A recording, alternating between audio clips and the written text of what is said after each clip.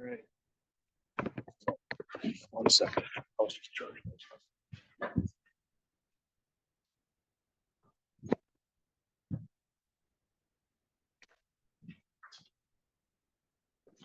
All right, these are live. Okay.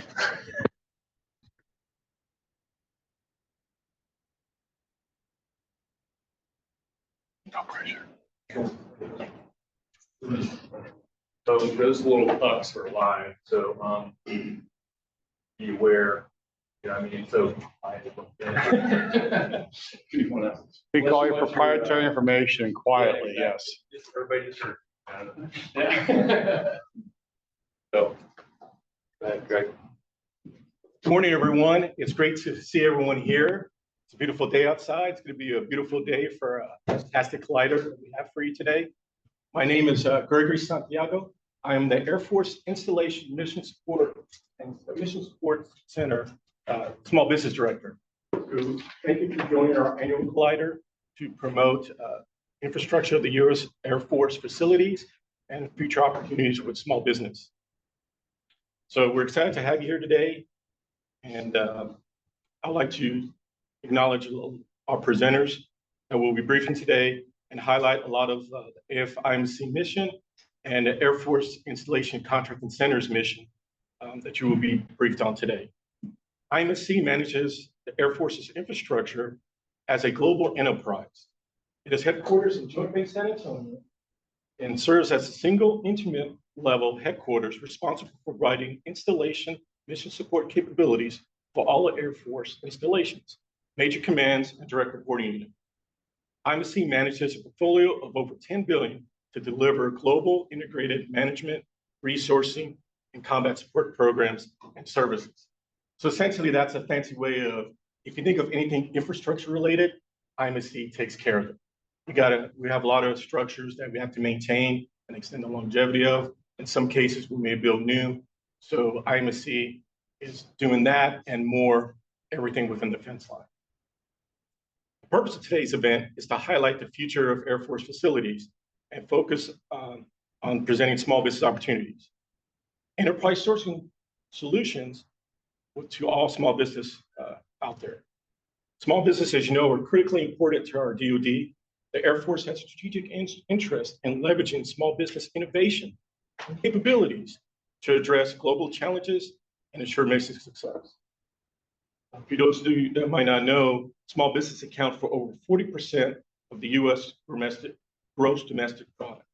The small business driven by our communities are vital to economic growth. To increase these opportunities for small business is one of our key priorities within the DoD. This event will include opening remarks and overview of AFICC strategy for Mr. Anthony Everidge, AFICC Executive Director, followed by Mr. Randy Parker, the Director of AFIMSC Detachment 6, who will be discussing reinventing the future of Wright-Patterson Air Force Base.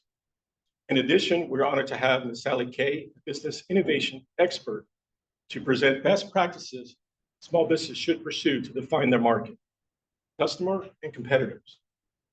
This will be followed by mission and opportunity briefs from AFICC's Enterprise Sourcing Squadron to include LCMC's PZI's Contracting Squadron. Again, it's great to have you all here. With the Air Force, we always look for opportunities to collaborate with industry, innovate, and promote contracting opportunities with small business. We have a saying within AFIMSC, small business, big impact. Nothing can be further from the truth. That's truth. So please buckle up, take copious notes, and be sure to have your questions ready at the appropriate time. Without further ado, I'm honored to present our first speaker, Mr. Anthony Everidge. Mr. Everidge is a member of the Senior Executive Service for the Air Force Installation Contracting Center, AFICC, and Mission Support Center and Air Force Material Command, Wright-Patterson Air Force Base. In this capacity, he assists the commander in leading 750 operational acquisition professionals responsible for a $55 billion contract portfolio. Additionally, the organization directs enterprise-wide installation, strategic sourcing, and installation requirements. The contracting authority and guidance he provides extends worldwide across AFICC in support of 8 major commands and their 77th year. Mr. Everett also directs the contract execution in support of the Advanced Technical Information Center, Air Force Medical Readiness Agency, and the Air Force Civil Engineering Center. So please welcome Mr. Anthony Everett.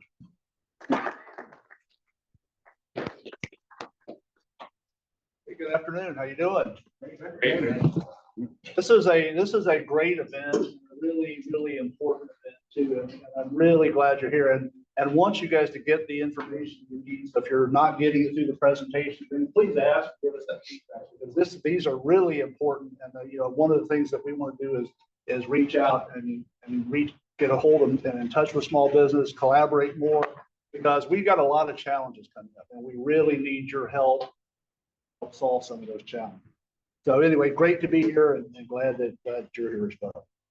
So just a little bit of a offshoot, but so I was reading a Wall Street Journal article this morning, and it was a boardroom of a bank, a board of directors, and what they thought they were getting was their CEO giving them strategy on the way forward. Well, it turns out that what they were getting was a voice cloning service.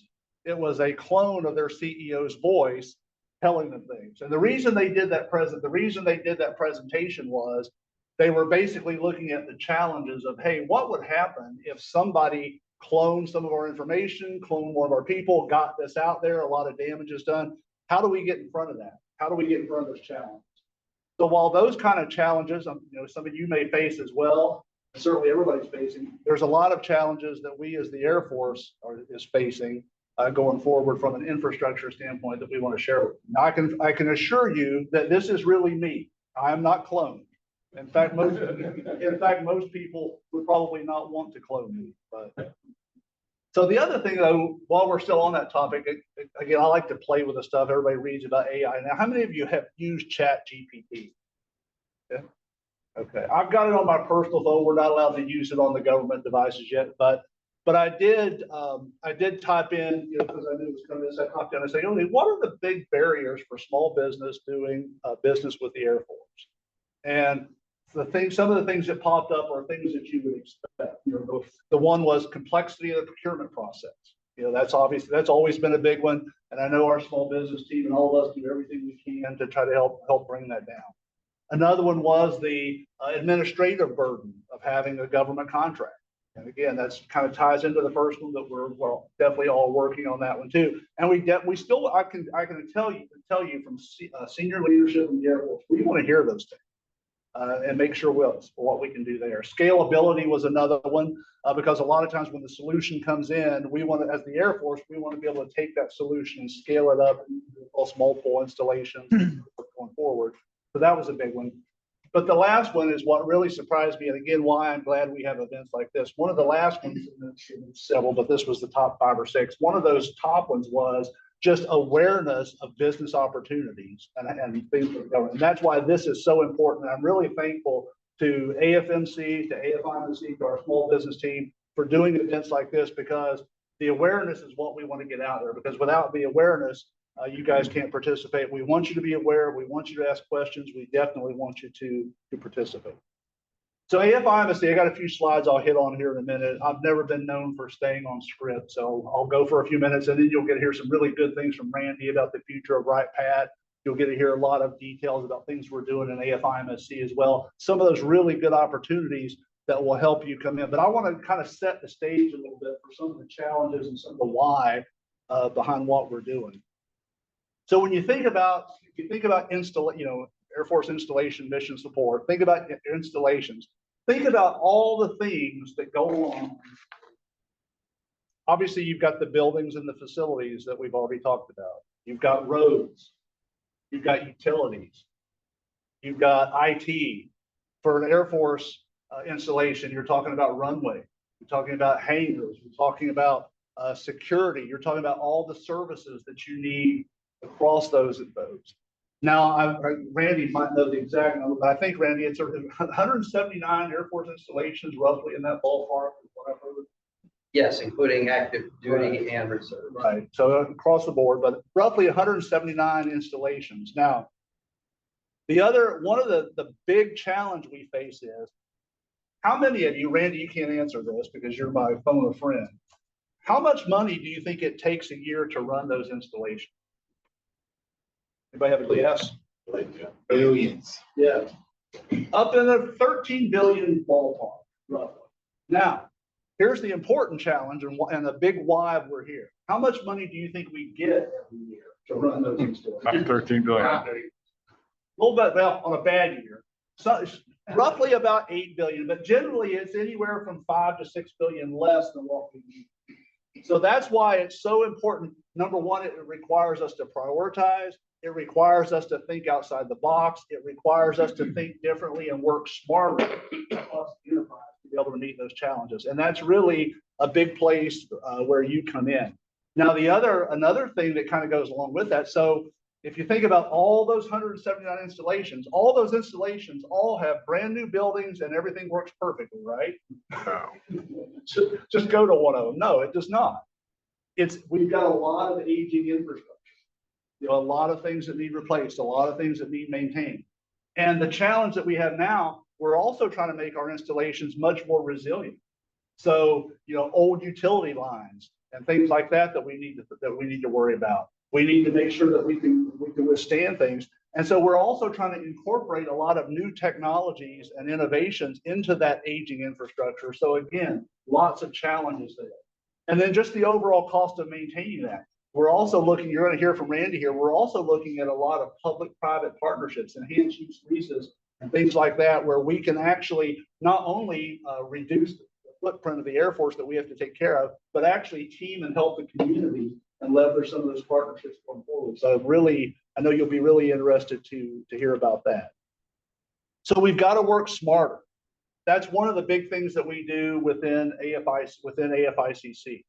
We really like to get into the things about, number one, how can we save money because we don't have enough money to go around. So we do a thing called category management where we look at categories of spend. We look at where we can leverage an Air Force buy from rather than one installation. Can we leverage that across multiple installations to get a better deal? And in fact, our team has just hit the $4 billion savings mark since about 2015 or 14 or 15 when they started tracking.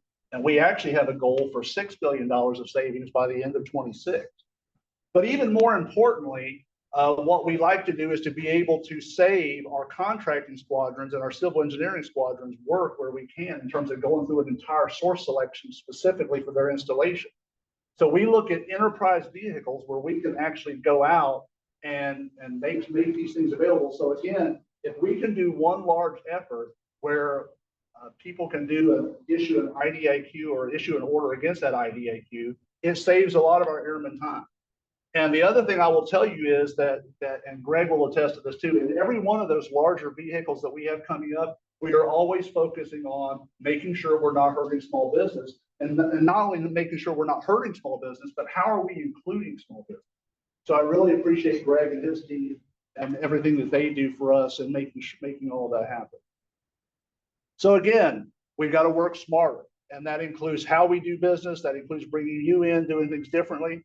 Also, another big challenge coming up. Any of you heard of the Great Power Competition from Secretary Kendall?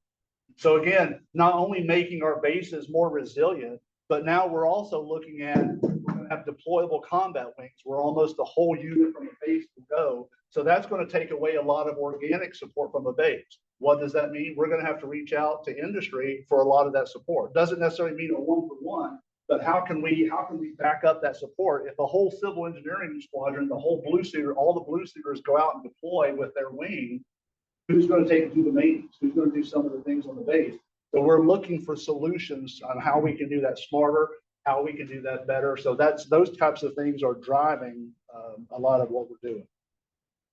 So again, with those challenges in mind and the concept, the lack of money, the aging infrastructure, making our bases more resilient, pulling in all the new technologies, and now looking at great power competition, being ready to fight, losing some of the organic support that we've had in place that we now have to look at contracting out. How do we get after that? So with that, I'll share a little bit. Next slide, go into a little bit of AFICC. You have my slides? Yeah, I do. Don't Just like fell to talk asleep. to Sorry, sir. That's all right. Next slide. All right, so just real quickly, you can so you can see where we fit in. Obviously, you have the whole big Air Force. Greg kind of hit on the mission a little bit already. Then you go down to the MAGCOM level, to the AFIMSC level. AFIMSC installation mission support is right under that. And then AFICC, we fall up under AFIMSC. And what we are the way you should think about us is we're the acquisition arm of Air Force Installation Mission Support Center. So when the solutions that they're coming up with that require acquisitions, that require contracting things in the future, that's where we team with them. And we work closely with a Civil Engineering Center, Security Forces Center, and Services Center to make sure all those things happen. And again, the one thing that I really love that, General Allen, the AFIMSC commander, has done, he's really focused on us approaching every problem and everything with the whole of AFIMSC type of an approach.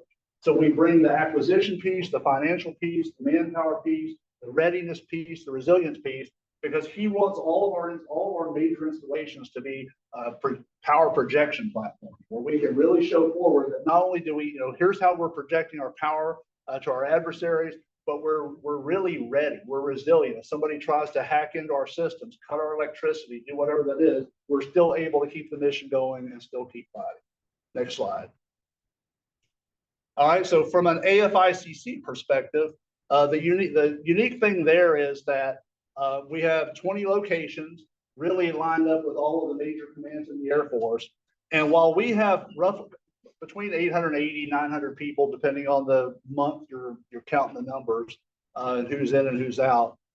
Really, the way to think about that is, again, we're the acquisition arm. And while if you think about all those installations that have contracting squadrons out there at those specific locations, while we don't own those contracting squadrons in terms of the UMD, those personnel are not on our books. They do get their contracting authority from AFICC. So the warranting, clearance processes, and acquisition strategies, and everything from an operational acquisition standpoint flows down to those cons from AFICC. Again, the biggest thing there is we're located pretty much worldwide, looking after and taking care of Air Force installations. All right, next slide. All right, a little bit more specific as we kind of get into some of the small business issues. So I'll tell you that we have definitely, from an IMSC and an AFICC perspective, we have made a commitment to the current administration's small business initiatives, the executive orders, Executive Order 13985, where we're looking at those underserved communities and so forth. And really what we want to do here, when we talk about that second sub-bullet there, emphasizing review of all planned acquisitions for small business opportunities. What I get on all of our enterprise sourcing squadrons is get your small business in early. That means at the very start, as soon as you've got that idea, because we want to make sure when we get into the market research phase, we want to make sure that we're not just going out to see who's the small businesses that are doing this. We want to go out with real questions and RFIs on what's happening in the industry. So we've really done a lot of market research training, and we've got a great group at AFICC Business Intelligence. So we can kind of do our own analysis on what industry is doing, but we really need to hear from you, because one of the things that I found after coming into the city about 3 or 4 years ago was that a lot of our performance work statement, we had kind of gotten into the government. So the solicitation you would see from the government for like boss type services would look a lot different than a PWS or a work statement that was coming from a commercial campus, a college or a university or whatever that was. And so by throwing a lot of extra stuff into those things, we were limiting our pools of competition. We want to be able to reach small businesses just the same as any commercial entity could. And so again, we need your help. So when you see our solicitations and we ask for an RFI, I know it takes time, but really you're benefiting yourself and other small business by asking those questions, challenging some of our assumptions, and helping us make them better going forward. Next slide.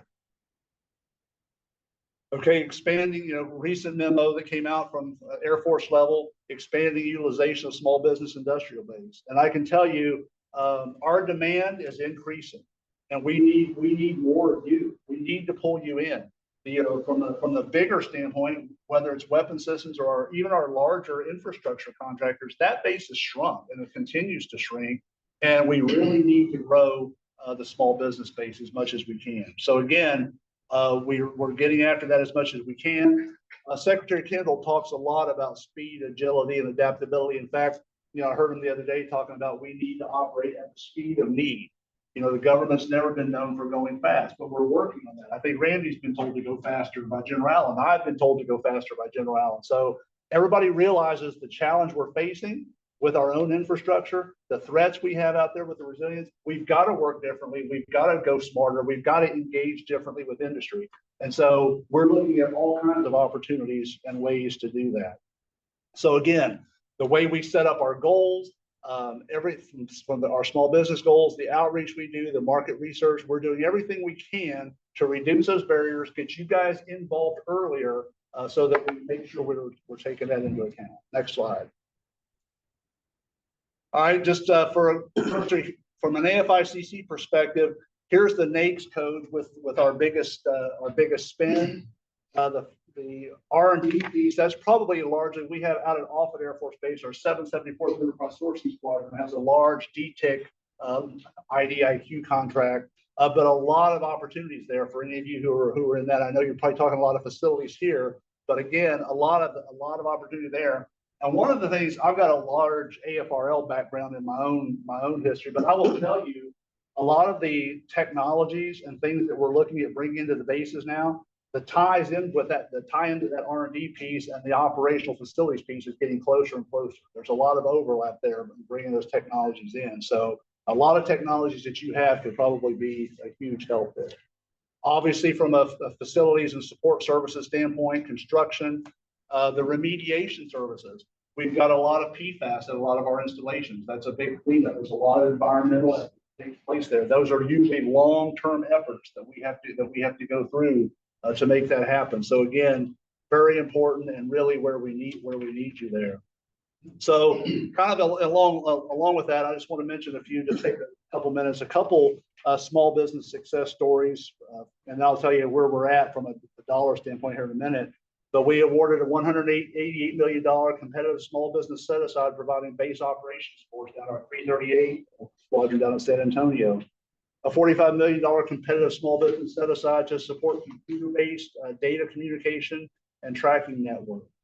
A $6.5 million competitive small business set aside to provide training on various airframes supporting foreign military sales. So again, we do a lot of things at AFICC and AFIMSC and a lot of opportunities for small business.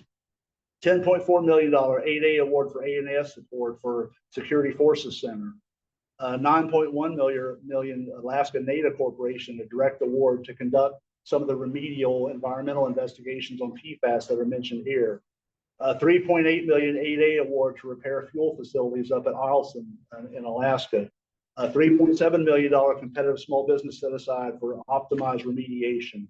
So again, the list goes on, but there is a lot of great opportunities there. That's just things from the current year. I mean, if you go back another year and you're looking at what we have right now and into 25, there's going to be a lot more. Next slide, please.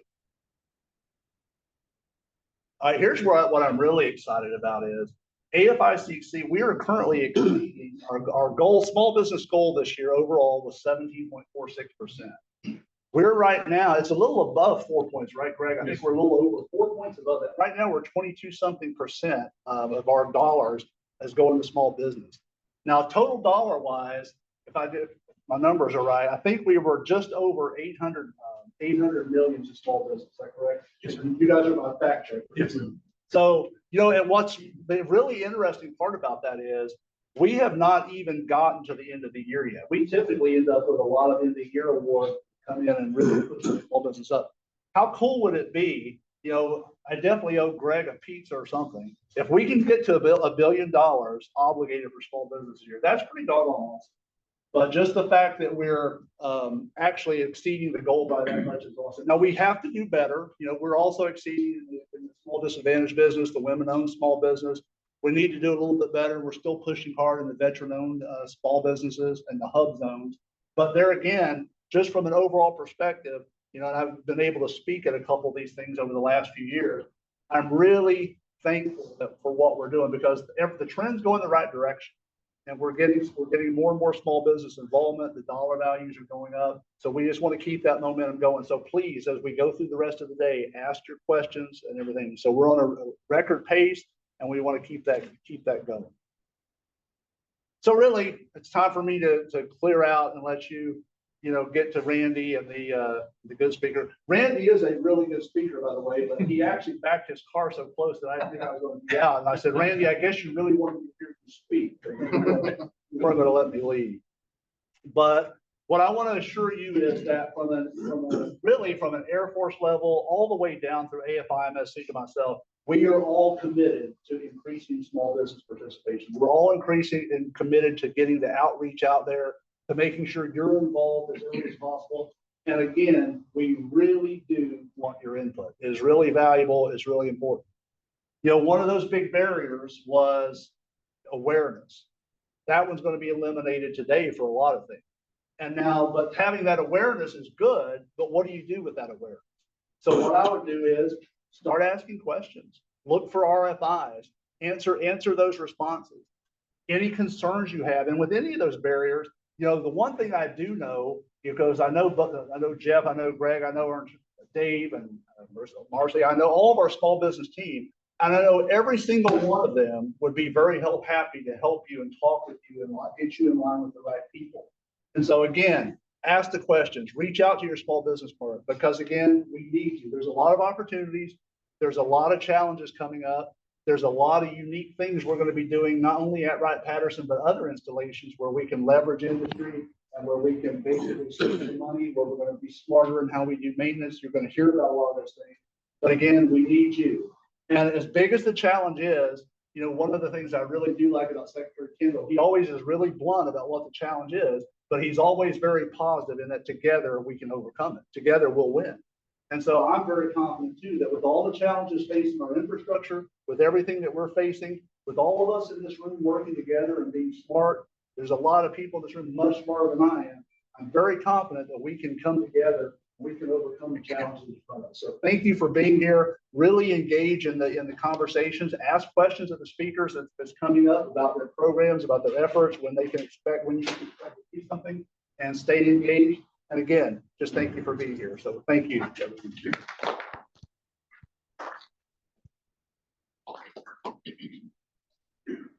That was great. My heart is really swelling up with all the goodness that's being done, both at AFIMSC and AFICC. There's a lot of hard work and collaboration that's done behind the scenes. So it's amazing to see, you know, all these opportunities that bear fruit from this, because I know the teams work hard on doing good market research and making data-driven decisions when there's opportunities for small business. So I'm happy to hear that. And as Mr. Everett said, to date, we're over 800 million. That's a record pace. To put things in perspective, last year alone, last fiscal year, we did 750 million. So we're doing 50 million more than last year, and we're not even through, still got almost 2 months left. So that's amazing. And our end of year are our biggest quarters of all year. So I keep my fingers crossed, sir.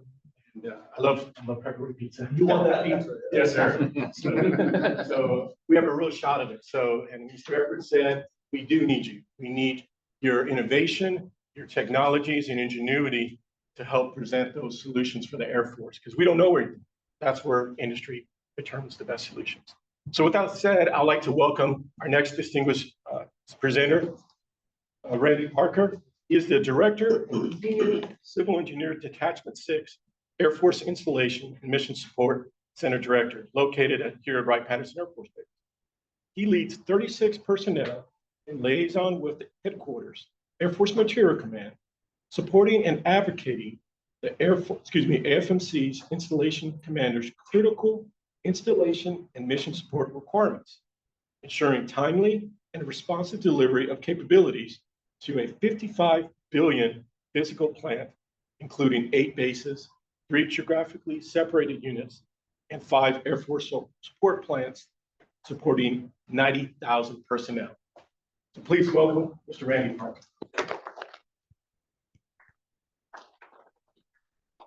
Very much, Mr. Santiago. I want to thank Mr. Jeff Malott for inviting me to appear here today at this Collider. This is really exciting. The screen's a little bit in the way here, so I'll just kind of reach up and look over. It's good to see some colleagues here, professional colleagues, folks that I've known over the years, working out at Wright-Patterson. I see Colonel Slater hiding in the back over there, so it's good to have at least one heckler in the crowd. And if it gets a little too boring, there's a pool table next door. I think this place is amazing. You know, and really I have to hats off to the Small Business Directorate. These guys are your champion. You know, I sit through I'm on the headquarters staff, as I said, representing the installation commander. So I'm the director of installations for Air Force Materiel Command. So when there's an issue at our 8 bases, believe me, they don't have a problem calling me on the weekend. I just talked to the Eglin base commander. We had this little hurricane, Debbie, actually tropical storm, Debbie. You know, I reached out to him. He had just taken the flag, new 1-star general, just took the flag of the test wing, 96 test wing down at Eglin. Panhandle was being threatened, big mission down there. It's like, hey, the Air Force Installation Mission Support Center, we're here. You call us, we'll have boots on the ground. You know, we'll be there to help clean up the mess, you know, storm recovery operations. And that's what we do. So we have to operate our 77 active duty bases. Air Force wide around the world. It's a big challenge. So a $10 billion company, 8 billion, you know, who's counting the change, so to speak? Well, we are. This is why we're here. We need all of you to help us, right? How do we remain, you know, the most powerful Air Force on the planet? Well, it's with all of you. Okay, we can't do it by ourselves. This is not your father's Air Force where, you know, we had just unlimited resources, blank check. It doesn't work that way anymore. We're all taxpayers. We're all interested in curving that bottom line, that trending downward. We got to get after it, and we need that innovation. That's why I think this hub meeting here, I mean, just look at this place. You know, a couple of years ago, this was on the demolition list. You guys remember that? Anybody here actually help participate in bringing this place to life? Anybody in the room or online? I don't know. I understand there's like 160 of y'all signed up for this thing. So certainly with the 50 of you in the room here, there's a lot of virtual audience. This was a complex acquisition, right? You know, bringing the angel investors in and bringing the technologists and so forth and creating a hub space. Well, this is kind of a microcosm of what we're trying to do. We need innovation. We need your smart people to step up and help us solve these Air Force, these large, big problems. We cannot do it alone. Matter of fact, we're shrinking government. We're shrinking the Air Force. And we're going to be looking to the private sector to do more. So let's see, what slide am I on here? Okay. So as you heard, we have 55 billion in physical plant alone, just within Air Force Materiel Command. 6 centers. We're one of the most important commands in the entire United States Air Force because we touch everything. Installations, that's in my domain. Okay, so the Air Force Installation Mission Support Center, those 77 active duty Air Force bases, you know, we don't have enough money to do all that. But the missions that we support from the Air Force Test Center, okay, where we're testing that new technology, or at the beginning of the Spectrum Air Force Research Lab, where we're trying to figure out those technology thrusts for the next 50 years. Those things all come together. You know, what's on the horizon? Cyber. We read about cyber attacks every single day. And we need the Air Force Research Lab to have premium facilities to be able to attract and retain scientists and engineers to get after the cyber, or drone technology to defeat it. So you can just go on and on and on in terms of the threats that are out there, and there are many. And we have lots of adversaries. Just pick up the paper. Okay, so with and 90,000 people to oversee and take care of and protect. So from an installation support perspective, you know, it's the full gamut. It's the cops at the gates. It's the firefighters, the first responders, the emergency managers.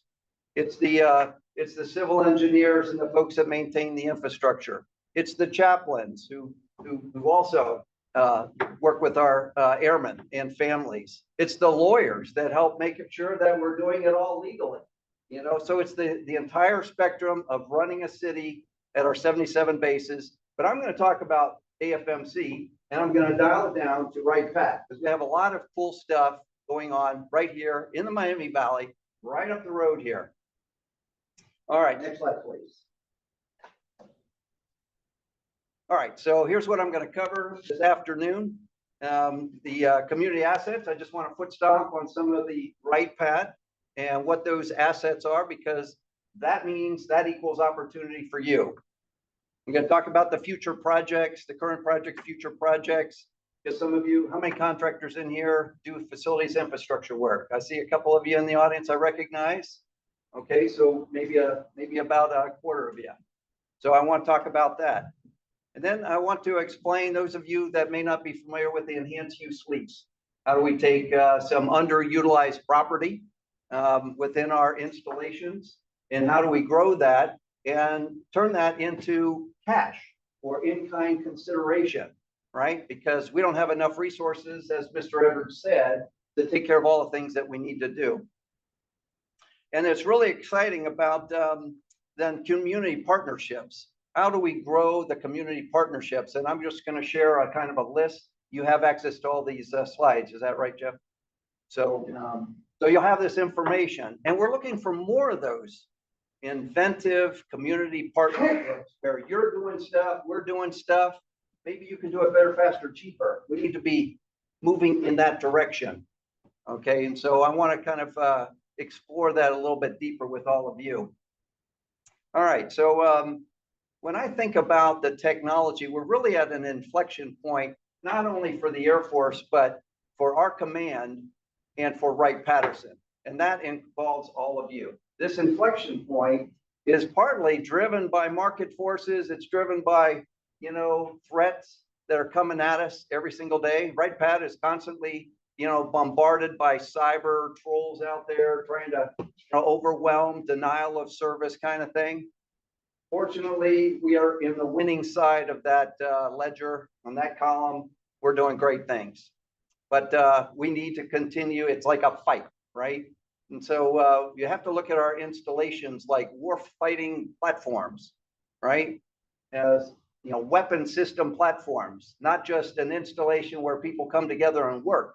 But if our installations continue to degrade, then we're not able to, you know, launch missions. We're at Wright-Patterson. Now, granted, we don't have too many flying missions. We have the awesome 445th Airlift Wing, you know, where we have 9 C-17s, right, cargo aircraft. But the weapon systems that we have at Wright-Patterson are along the lines of the Life Cycle Management Center, buying the next generation weapon systems. Anybody participating in the Life Cycle Management Center? Contractors, anybody in here? A couple? Okay. So again, Air Force Research Lab, anybody supporting that function? All right. Oh, we got a lot more in here.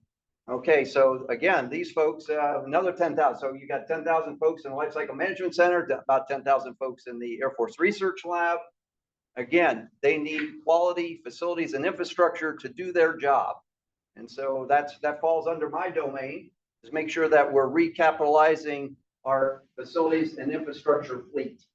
Okay, no different than we're recapitalizing the aircraft fleet, right? We're still flying B-52s, but let me tell you, that is an awesome threatening capability.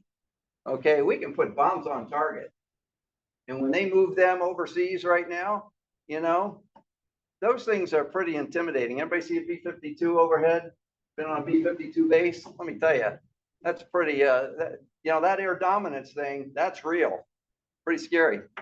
So as we're moving towards the digital material management side of things, and really unlocking artificial intelligence and unlocking machine learning.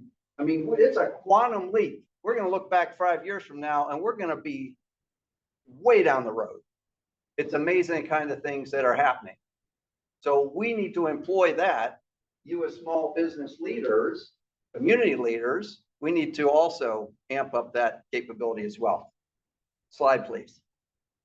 All right, so let's talk about Wright Pat as an asset. Of course, you know, we like to claim the birthplace, home, and future of aerospace, right? The Wright brothers. I mean, you know, I hope there's nobody in the room that hasn't heard of the Wright brothers, you know?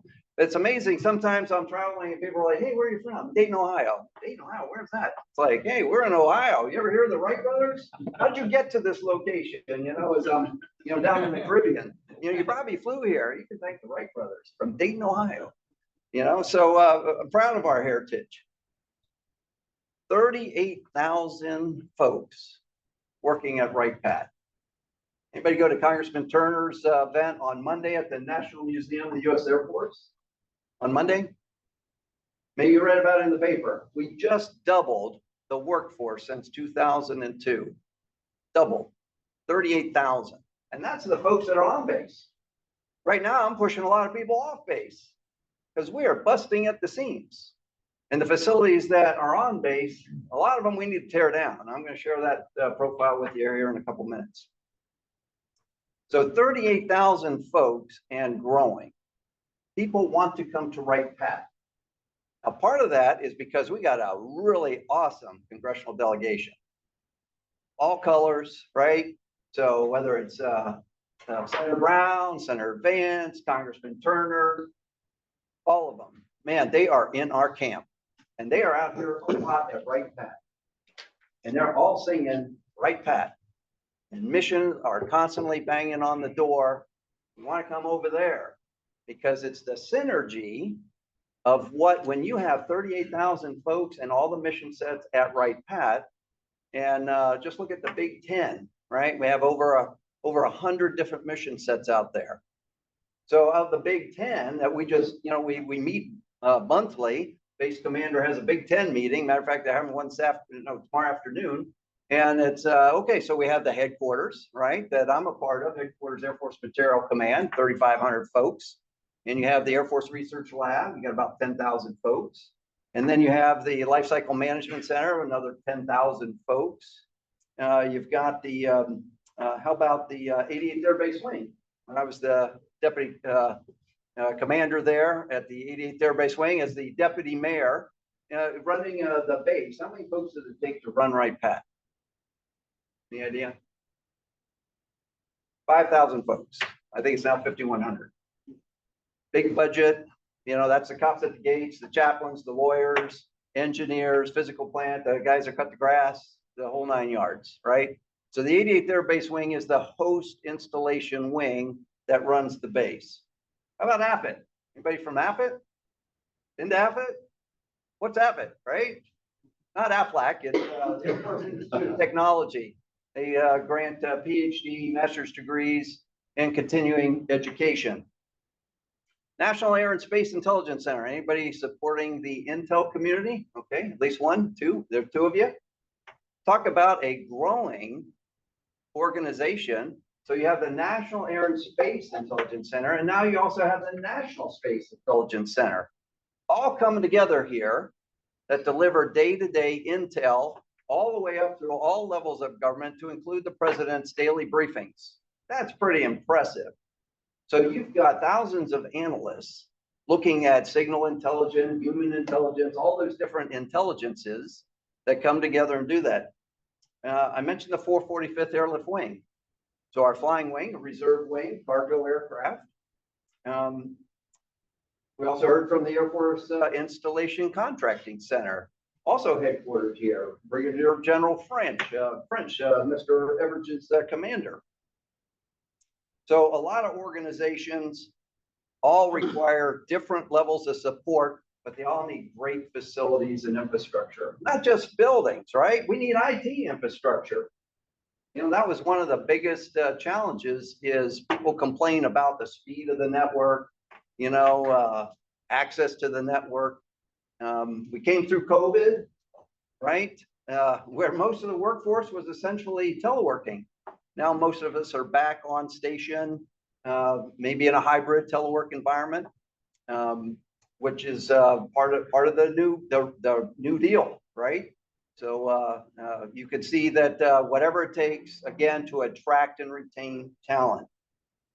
So at Wright Pat, $5 billion worth of physical plant. That plant replacement value, you know, we're all competing for resources. All right, so industry spends somewhere between 4% and 7%. Recapitalizing, investing, sustaining, operation. All right, what's the Air Force spending? Yes? One. Yeah, who said that? 1%. Okay, last year, 1.5%.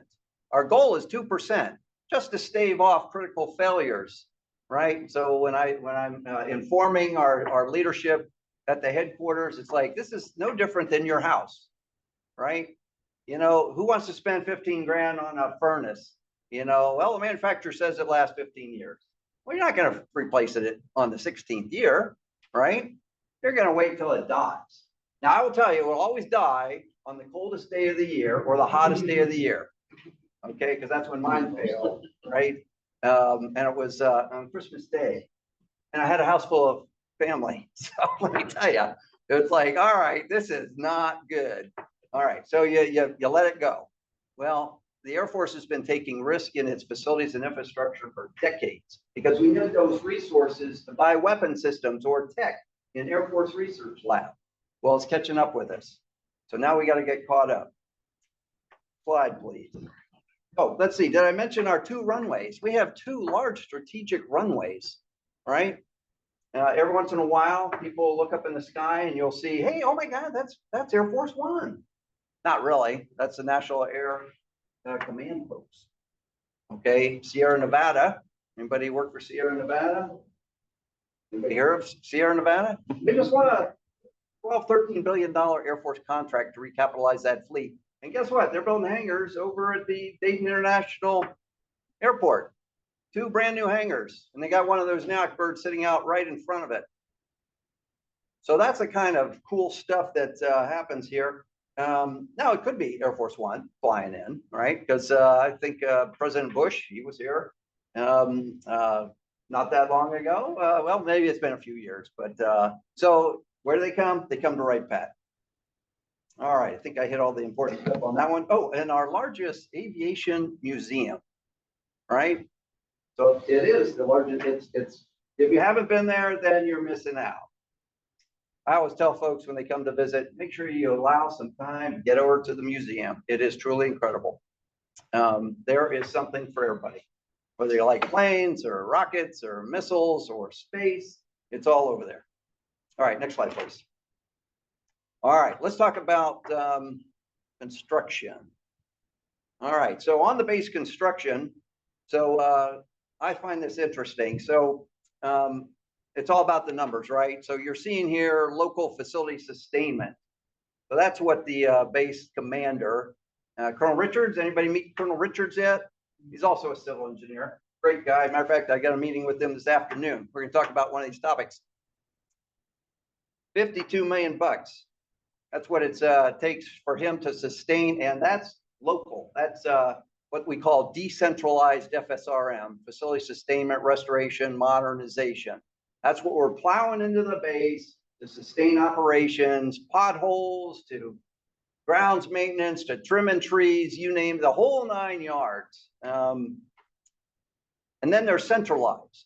Now, these are the larger projects that those of you that are in the facility contractor side of the equation here, those large projects, okay, we call them our CTO projects or construction task order. They're competing with the other 77 bases, okay, and we have this complicated gonculator that, you know, bases start with an asset management plan, okay, we call that their base comprehensive asset management plan or BCAMP. It goes up to the major command, up to the big house where I work, and engineers up there then rack and stack the projects based on mission dependency index. So if it's an airfield requirement, it's going to get a higher rating in terms of, say, the golf course canteen, okay, which is probably never going to get funded, right? So we need to do one of those. Sorry, there's just not enough juice in the bowl to go around. So anyway, so we have this gonculator and the So 12 million bucks on centralized facility sustainment restoration. Military construction, $201 million. Now, that's deceiving. That's not all, we didn't get all that 1 year. But when you see the list of MILCON projects, you'll understand these things take time to design, plan, design, construct, and get the project done. Anybody show up at the NASIC, you two gentlemen that raised your hand from the NASIC support contractors? Did you go to that event? It was a beautiful day back in May when we commissioned this large facility, this campus. Let's see, $182 million. And let me tell you, the NASIC community is growing about 100 folks a year. 100 folks a year. Now, I don't know how sustainable that is, but they keep growing buildings. We keep getting them the money. Congressman Turner, you know, J.D. Vance and Senator Brown, they're bringing it. So God bless them. We need those resources to keep moving this train forward. And then you see the headquarters Air Force Material Command, where Mr. Malott and I work, at World War II vintage facility. They built it in 6 months. Now, it looks good on the outside. If you walk down the halls, you know, the carpet looks pretty good. I mean, you think, what's wrong with this building? Right? Well, let me tell you, the last renovation was in 1972. And a couple of years ago, when I met with General Palikowski, she's like, we're not spending money on my headquarters. I said, ma'am, this building is on life support. And sure enough, that summer we had a major chiller failure and it was 100 degrees in the building. You know, we had to send everybody home. And it's like, okay, so a major chiller for a large building, of which it has 3 chillers in the chiller plant. And, you know, that's not something you just run down to Lowe's and get a new chiller, right? A catastrophic failure, because we've taken risk in the facilities and infrastructure for decades. So it's like, man, we either do this or we're going to continue to be sending the workforce home, and we're going to have a problem in terms of attracting and retaining the talent on the headquarters staff. Now, do you want a state-of-the-art headquarters campus that the rest of the Air Force can be proud of? I said, we're not talking gold plating here. We just need a basic facility that works so that people can come in there and do the job, do the work, and keep us the #1 Air Force on the planet. All right, so we let one phase, $116 million. We got 800,000 square feet to do. And Mark, thanks for our base maintenance, furniture maintenance contract. These guys know how to get the work done, and I'm confident they'll continue to do it. So, all right, slide please. All right, so here's a pie chart that kind of makes up the MILCON and unspecified minor military construction. Those are projects that are less than $6 million in what we call our FIDIP, or future years defense forecast.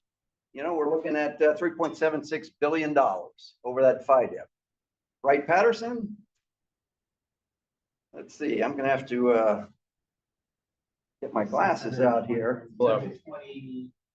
621 million. 621 million. So that's our forecast for military construction. And I'm going to show you the list here.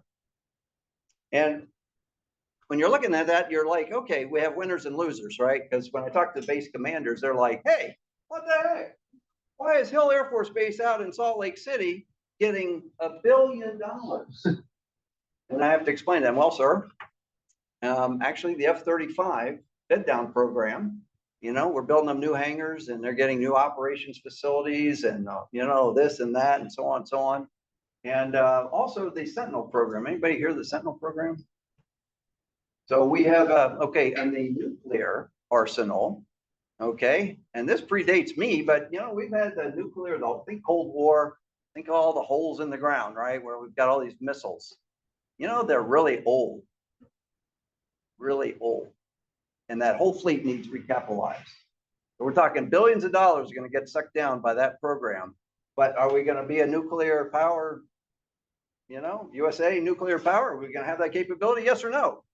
You know, we're going to have to make the investment somehow, some way. So we got to shave dollars elsewhere. Again, I keep coming back to, that's why we're here talking to you. Slide, please. All right, moving on. So here's a breakdown of our Facility Sustainment Restoration Modernization Program. You can see AFIMSC 114 million. And then the next slide is 25. So this is 24 and 25. So you can see, you know, it's almost half. Looking at our 25 forecast, which at Wright Pat. And again, that's because the dollars are getting sucked up by other requirements Air Force wide. We're all in this competition. Okay, it's tough, and to be at that table. But for instance, we had this major disaster out in Guam. You may not remember it, but there was a big typhoon and blew Guam away.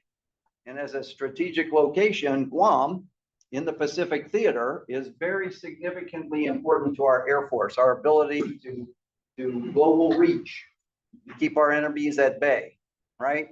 So global power competition, if China's the rising power that we're all concerned about, we need to be able to go to war with a near peer.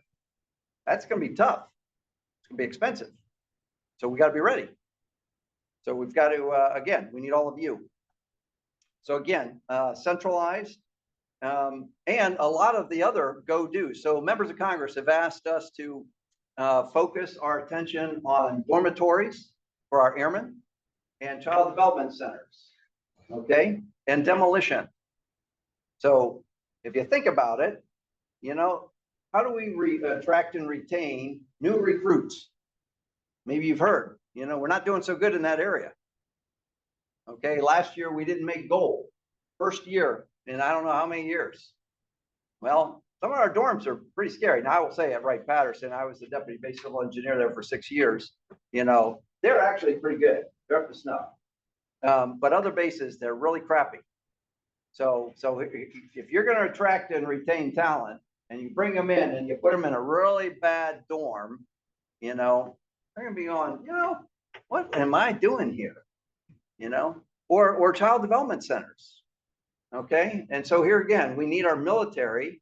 And you think, well, we got lots of child development centers off base. The problem is it's a different model. Okay. So our military, you know, they work 24/7. Essentially, they're on call 24/7. And a lot of times you're like, hey, Major, I need you to go take care of X, Y, and Z. Well, yeah, but I got to pick up my kid, you know, and if I'm late, then, you know, this will be my third time. I won't be able to bring my child here. Yeah. So it's a different model for child development centers on base to take care of our military families. It's really important. So we're focusing a lot of our discretionary dollars to build and sustain that capability. Next slide, please. Oh, and then demolition. I want to mention demolition. So again, we have Air Force Material Command. We have a lot of the worst facilities in the entire Air Force. Now think birthplace of aviation, right?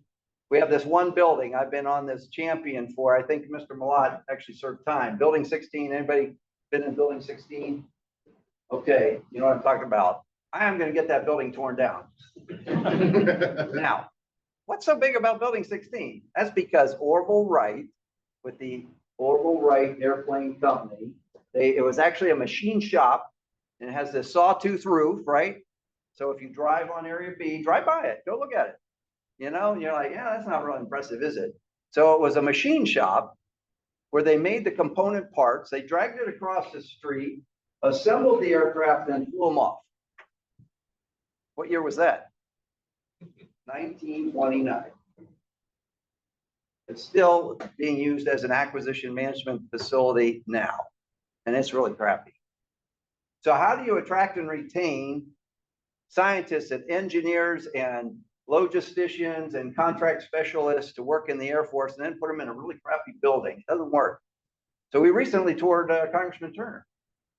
And so you'll see one of the projects we have here is to build a new acquisition management facility, $200 million. It's in the pipe. We just got funding for the planning and design, $20 million to do the planning and design for the next 5-story acquisition facility with secure classified space in Area B.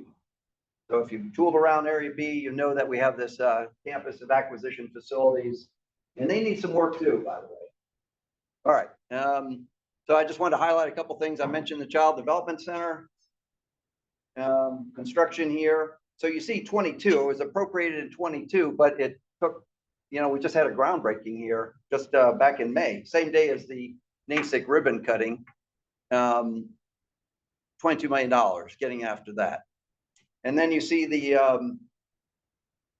Child Development Center, school age children, big need, building in 29 million, fiscal year 25.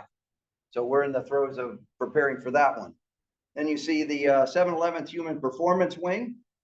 Congressman Turner, again, is a staunch supporter of that requirement.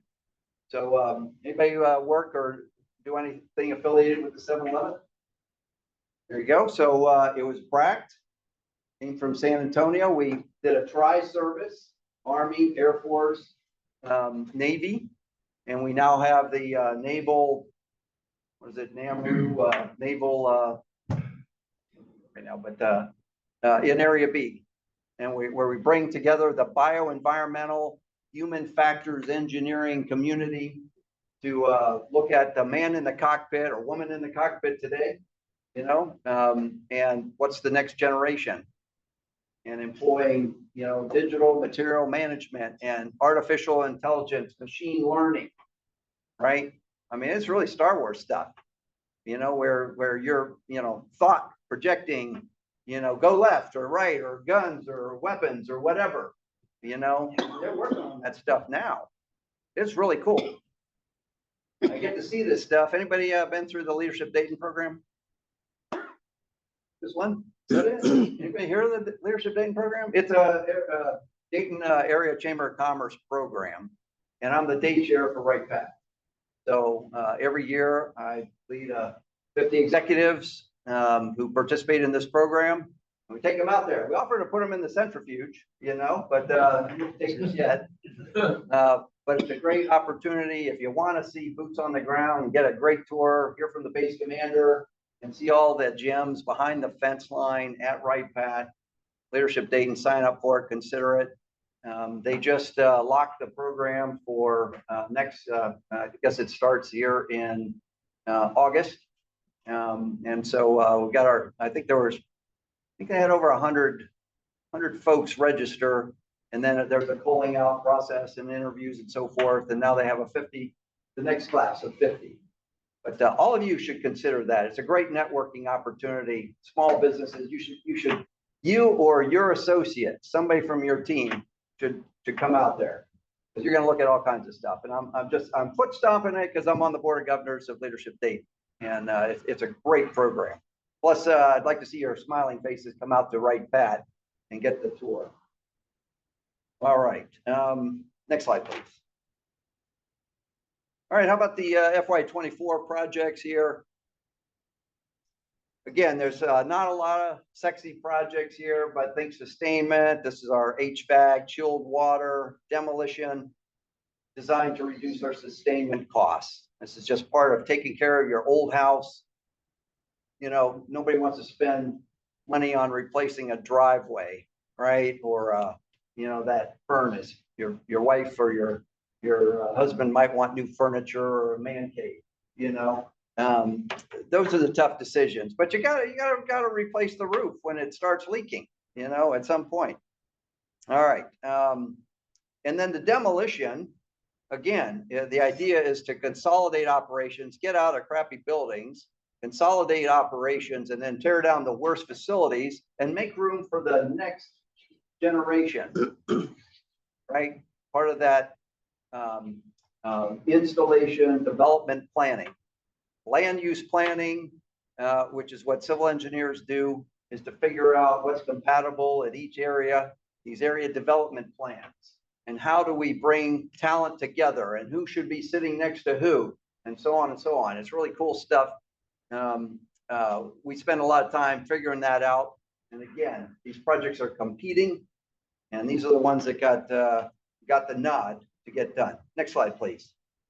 This slide talks about a lot of the demolition. Here again, we're doing a lot of demolition, taking down a lot of no longer historic facilities. We're preserving. We did you may have read in the paper, Dayton Daily News. I don't know, it's been maybe 6 months or more now. Awarded a $78 million brick quarters renovation project to our historic brick quarters. And quite frankly, the Air Force was going to walk away from it, kind of like the hub, well, it's too expensive. We can't afford it, time to knock it down, do something else there. But it's like there was a huge backlash. The historic preservation community is like, no, wait a minute. It overlooks Huffman Prairie. This is, these houses were built in the 30s. This is where the real deal took place, just a few years earlier. Do we want to preserve that heritage? Yes or no? So the Air Force, swallowed hard, and we spent a lot of money, and we're doing it right now. So Messer Construction, anybody from Messer in here? Maybe they're online. They seem to be doing a lot of work out at Wright Pat. They did that AFICSC project. They're doing the headquarters project and doing the brick quarters project. So here's a secret. Here's a quick tip. Fun fact. How do you get that next project, right? I think you're going to hear from the contracting community later.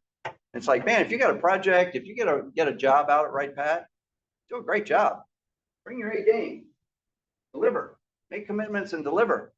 That's what our great contractors are doing, right? Delivering ahead of schedule and within budget. What's not to like? Where do we get more of that? We're all taxpayers, right? So we need more of that. It's really a simple formula. And I'll remember, I had the same conversation with an AE firm. Well, it's been a few years now. And he was complaining that, they had all this work and then there's no more work. I went back, I said, let me get back to you. I went down and talked to the chief of design. Hey, this guy'd like to know what's going on. I'd like to know what's going on. It's like, well, subpar performance. They put their C and D talent on the, they were distracted by other things. Their submittals were late. They were ineffective, cost a lot of change orders. We can't afford that anymore. Okay.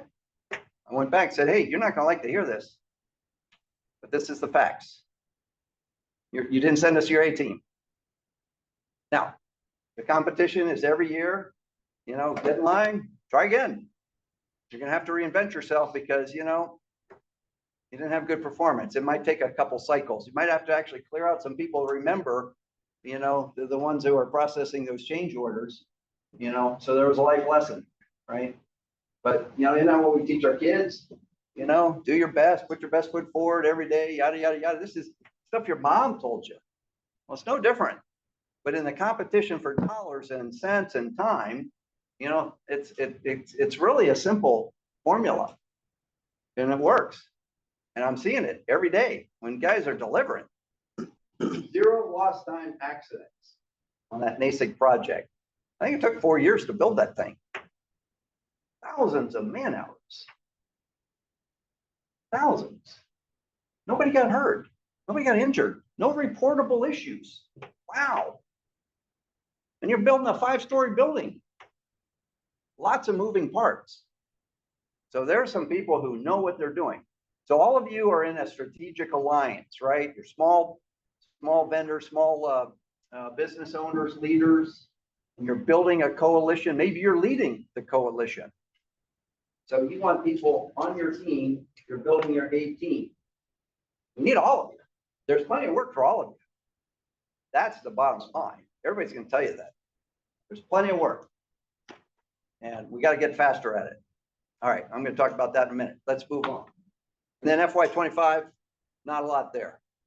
So disappointing. And this afternoon, base commander is going to be asking me, what the heck? It's like, sir, the projects you're competing right now, they're just a lot farther down. But it'll come back up in 26 and 27. I've seen what they've got on the board. So next slide. Now, let's talk about enhanced use lease. And why is this important? Because Mr. Everidge was saying, we're reinventing what we're doing. There we go. All right, what's an enhanced use lease? Anybody know? Anybody work one in here? All right, well, I'm going to read you a couple of thoughts here. An EUL is a lease between the Air Force and third party on non-excess underutilized Air Force land. Now, these are the lawyers who built this chart. They said, stick to the script. All right.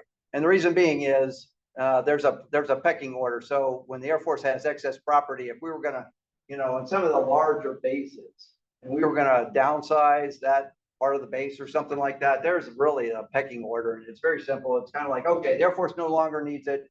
So then it's a waterfall chart. Okay, anybody in the Department of Defense need it? Okay, nobody in the DoD wants it. All right, anybody in the state government want it? Okay, nobody wants it there. Anybody in the county government want it? Okay, then you get down to the local sheriff's office. Anybody, and next thing you know, you might end up with some kind of weird thing on your property. And so so now the Air Force has decided, hey, we're going to use this authority, this enhanced use lease. It's a real property instrument, legal term, to turn it into in-kind consideration. We get cash, or we get a building out of it, or something like that. So one of the celebrated cases, a couple celebrated cases actually, the big one down at Eglin Air Force Base in Florida, in the Panhandle. And they're building hotels down there on beachfront property. So the Air Force is saying, yeah, we don't need this part, and it's not on the test range down there, which is where they test the munitions for the Air Force. So building lots of hotels, and the Air Force is getting money, real money, big money. So look at that. We've got 18 EULs. This is Air Force wide. 5 in project development, 139 million cash and in-kind consideration, total value received to date with 247 million estimated net present value over the lease period. We need to do more of those. Anybody disagree? So we have some excess property at Wright, Pat, right? We've got 8,800 acres. And I should have said, our community leaders back in the day of Orville and Wilbur, they had a vision. They gifted this property to the federal government to grow this capability. And now it's the largest single site employer in the state. You saw that with nearly $5 billion economic impact. Huge. So what we're looking at is that defining moment to grow some of this capability at Wright Pat. So moving on to the next slide. I don't want to bore you with the process, but it's project development, it's project definition, then we're going to acquire this thing, we're going to sign a lease. So we're doing this right now. I'm going to show you the parcels here in a minute. And then the portfolio management essentially is on the sustainment side. And then eventually, if it's no longer viable, then we'll terminate. So we're in phase 3 of a $400 to $500 million development right now in Area B. So let's go to the next slide. Sorry, sir. That's okay. All right, 2 parcels. I'm going to describe them and then show you a picture so that you know where I'm talking about, assuming that you know your way around Wright Pat. I assume that you do. The first one, the Gerlaw Farm tract, so 23 acres, not that big, right? But when you look at land use development for this area, and then parcel 2, Area B, Hilltop tract again, 23 acres. Sole source developer, only had 1 interested party. Part of it is we didn't know. What are we going to get out of this thing? So we learned a lot over the last several years on, what do we do with this space? The base commanders, cast the net. Let's see what we get. It's got to be a compatible use. It's got to be a good fit with the military installation, right? We don't want some weird stuff going on out there, right next to national security kinds of stuff. So it'd be great to bring in some other Air Force vendors or suppliers or depot maintenance, pick a thing, something that's going to be a great synergistic fit. Okay, well, here we go. We're talking about a name brand hotel. I've heard the name Marriott mentioned a couple times. Well, another conference center and capability, that'd be awesome. We got a lot of travelers coming to Wright Pat. Retail space. Anybody, any of you deal in the retail space? Nobody in here? Okay. What about administrative offices and lab space? Anybody, any contractors that develop that kind of space? Not sure. I don't know what you all do then. Oh, okay. I've seen a couple. Okay. Some shy. Some people are shy. Okay. Restaurants. All right. So after COVID, all our restaurants on the base pretty much atrophied and blew away. So we're talking about some name brand restaurants because right now, for me to get up and leave the base and then go to lunch and come back on the base, I can't do it in less than 30 minutes, right? I don't have 30 minutes. So I typically brown bag, you know? And then people usually schedule my lunch anyway for meetings. That's just the way the nature of the thing is. But we need people, the workforce, the 38,000 people to have choices to be able to get up and go out to lunch and collaborate and get back to work. And so maybe we need some more of this on-base restaurants. All right. Next. All right, here's a Gerlach Farm. Let's see if you can guess where that is, near Area B. I'll give you a hint. That's I-675 in the, can you see that? Yeah, the interchange, I-675 coming from the south, okay? And if you kept going straight, you'd end up on the base. And so that's part of the museum runway in the upper left. And so if you exit onto Colonel Glenn, Mission Point, anybody know where Mission Point is? Okay, anybody from Arctos in here? They just moved from Beaver Creek. There's an article in the paper here. And their current location in Beaver Creek is now a Sheetz gas station. So must have been a sweetheart deal for them. They got this really nice building, which is, let's see if it's, you can see it there. Nope, you can't see it. So the road that tees into Colonel Glenn, if off of the chart, is a Mission Point facility. So you can see that a potential growth of buildings on this Air Force property was owned by the Gerlachs years and years ago. Now the terrain, why aren't they building out to the right? Well, the terrain's really bad. Okay, it's the buildup of I-675 there, and you know, just the way the watershed is and so forth. So they're concentrating the development, as you see. Next slide. Now here's the hilltop, Area B. So if you're familiar with National Road, between the Sensors Directorate, Air Force Research Lab, and the Air Force Institute of Technology, there's a running track there now. And you can see that little round parking lot, that's outside the Child Development Center in Area B. And so again, $400, $500 million development to build essentially all those things that I just talked about. Now you'll also notice a couple curb cuts on the National Road. So right now that's in front of the Greene County traffic engineer, and it's out for public comment. So we anticipate signing a lease, the Air Force signing a lease with this developer here in the coming weeks and months. So this is going to happen. They're ready to start, break ground, get it done. The Air Force needs classified space. We don't have enough of it. So we're hoping that part of this deal will net some of that. Next slide. All right. We need to stand up and stretch. I know I've been going on for a little bit here. Everybody stand up and stretch. Let's do that. Thank you. I know I've been going on here for a minute because I need to talk to you about the next exciting inflection point at Wright Path. All right. You all feel better, don't you? Yeah. All right. So let's talk about this next one as I'm wrapping up my comment. Future enhanced use lease.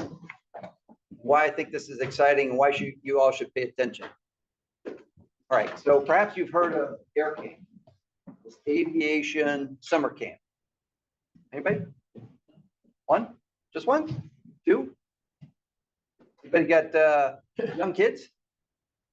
All right, you're gonna want your kids to go to this, right?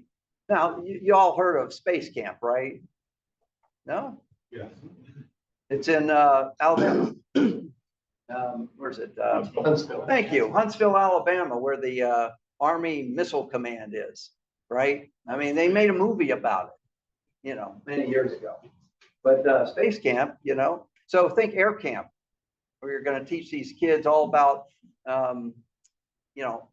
aerodynamics and aeronautics and astronautics and physics, okay, and get kids excited about wanting to come out and work at Wright Pat. We need scientists and engineers. We need them to be excited about math, right? Kids don't like math. It's too hard. We need to change that. If we're going to be as a nation, if we're going to maintain the most powerful Air Force on the planet, we need our kids to like math and get in the game. A lot of countries they're overtaking us in the science and technology sector. We need to get them excited about math. Not all have to be engineers or scientists, but so I tell everybody this because I'm excited about it. All right, we're going to talk about this joint use runway. We're going to talk about temporary lodging facilities and visiting quarters. Anybody in the hospitality sector in here? Anybody? All right, well, we all use the hospitality sector, right? We go out to eat, stay at a hotel, want that first-rate experience. And then foreign military sales. Anybody support the foreign military sales out right now? So we're talking tens of billions of dollars where our government is engaged in selling, say, F-16s to pick a country, perhaps the Israelis or, England, wherever, right? And F-35s, and you name it, whatever weapon system we're selling to our coalition partners around the globe. And so I want to talk about that. Let's go to the next slide. So here recently, the Deputy Assistant Secretary of the Air Force, Mr. Bob Moriarty, has handed me this baton. I was like, what? He's like, all right, I want you to lead this effort at Wright Pat and to work with the community. And I'm working with the Dayton Development Coalition to figure these things out. And we're going to bundle all these things together and we're going to get it up to the Pentagon for approval. And my two-star boss, Major General Allen, has asked me, he's like, I need you to do this fast. Speed of industry, right? The speed of relevance. He's given me some limited authorities.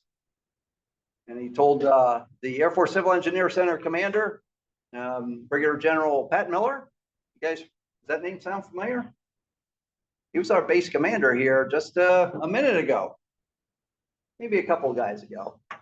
Pat Miller, anybody meet him? He's also a civil engineer, good guy. And well, now, so he's in my office last Thursday. Hey, the boss says we got to go fast and you've been handed this baton. All right, you have my full support. Air Force Civil Engineer Center, we're here to help you out. I'm like, wow, that's awesome. Okay, let's go. All right, let's talk about it. This aviation summer camp. Now this one's easy.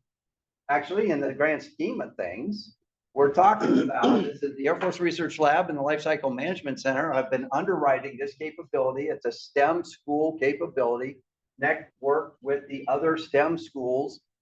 So again, mostly volunteer teachers during summer camp come out and teach physics, basic physics to, grades 4 through 12. They're using Old Schoolhouse in the Prairies, if you know where that is, off of Airway. Okay, so we have privatized housing adjacent to south of Area B. The school that they're in needs to be demolished. Okay, so we're talking about building a campus of a couple buildings, essentially a high-tech lab, a dormitory for the kids, because they're going to come from all over the state, all over the country, over the summer. Got to have a place to stay. Currently, they're being housed at dorms at University of Dayton. And so they're going to spend 2 or 3 days or a week and doing this air camp thing.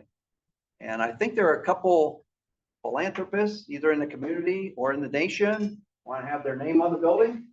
And so as we finalize this, we're going to do an enhanced use lease, this real estate instrument, and put it on the grounds of the museum. What a winning combination. Talk about and inspire these kids who want to grow up and be astronauts or fighter pilots. And that's what we're trying to do. Next slide. Okay, next up. The joint use runway. All right, so any pilots in here? You want to be pilots? Yes, later, I can always count on you. All right, so 445th Airlift Wing got a critical mission, worldwide mission there, you know, medical mission, bringing wounded back during the wars in, you know, Afghanistan and Iraq. Moving cargo, humanitarian mission, taking supplies to devastated countries. They got a great mission. But we have this underutilized runway. And so why don't we turn that into cash or in-kind consideration? So there are a couple Air Force vendors that actually are interested, you know, maybe the one I previously mentioned, the Dayton Development Coalition is entertaining all kinds of military vendors that would be a good fit at Wright Pat and come out here and help us operate and sustain our infrastructure. What's not to like? Reduce our costs. They win, we win. That's how you got to look at this. Next slide. We mentioned the temporary lodging facilities. We're looking for some hospitality folks. We've got these 1970s visiting quarters and transient lodging quarters. Any former military in here? Yeah, we got a bunch. You stay in those facilities ever? I sure did. Yeah, how was the experience? 30 years ago. Okay. How long ago? 30. 30 years ago? Okay, well, they haven't changed. 30 years worse. So it's time to replace them. We got to recapitalize. So, General Allen's like, okay, why are we paying for that? Let's get the community to step up. Get a lot of new hotels, right? Been out to near the mall, Fairfield Commons, Colonel Glen. There's a bunch of hotels, nice hotels, right? It's not just the Red Roof Inn, although, you know, hey, I've stayed in Red Roof Inn and they're okay. But there's some decent hotels. We're talking about more, you know, staying there for, you know, if they go to AFICC, right? Some places where folks can stay a little bit longer, right? So kind of a home to home, you know, so think of some of those places where you can, you know, you're going on vacation, you want to be there for a month or 6 months and negotiate a contract rate. So we're looking at those options right now. That's why I'm interested in any of you who want to help build that capability. We got some land, put it on. All right, next. Foreign military sales. All right, so this is kind of an interesting one. So the law actually says that the foreign military sales, the previous one actually, the foreign military sales, this is where, say, England, you know, the Great Britain is paying for an F-35 and the case funding, administrative funds should pay for, you know, their facilities and infrastructure. Taxpayers not supposed to pay for that. Currently we are. So we have the FMS team, about 1,500 folks in these World War II vintage facilities we'd like to take down. They're not a good place to be operating out of either. And so, well, this is gonna interesting challenge is working with the Department of the Air Force through the Office of the Secretary of Defense to reach over to the State Department to have this conversation. So, well, the Air Force Secretary is interested in having that conversation. Believe that we could build a, you know, a couple $100 million facility and get these folks out of World War vintage facilities. And so, so we're working on that as well. So all these things bundled together, and there may be more, right? Anybody live in Fairborn? One person? Okay. So, you know, we ended up closing State Route 444. You know, that frustrates a number of folks. And so what if we open that back up? Change the fence line. Let's do something smart. Let's look at that land and breathe some life into the city of Fairborn. Let's look at that. What about our Kitty Hawk area where the commissary and base exchange and dormitories, what if we took the fence line down? Just open that up. You know, these kids could Uber Eats, bring them food, you know, as opposed to have to go off base and, Nah, I don't want to do that. Let's make it user friendly. Let's allow vendors then to get closer, right? Let's open that area up. So that was John Miller's idea. He's like, Parker, you need to go work on that. Yes, sir. Okay. Add that to the list. Anyway, exciting stuff. Next slide. And finally, I want to talk about community partnerships. So again, these are just a handful of things. Great ideas that kind of took flight. And I just want to highlight a couple of them. The culinary food thing, I thought that was kind of cool. So this was a memorandum of agreement with Sinclair Community College with their students enrolled in their culinary program to use a food truck, a mobile classroom. Partnership exposes students to hospitality and culinary operations, provides access to a premier food truck, providing opportunity to develop, execute their own menus, etc. So here you go.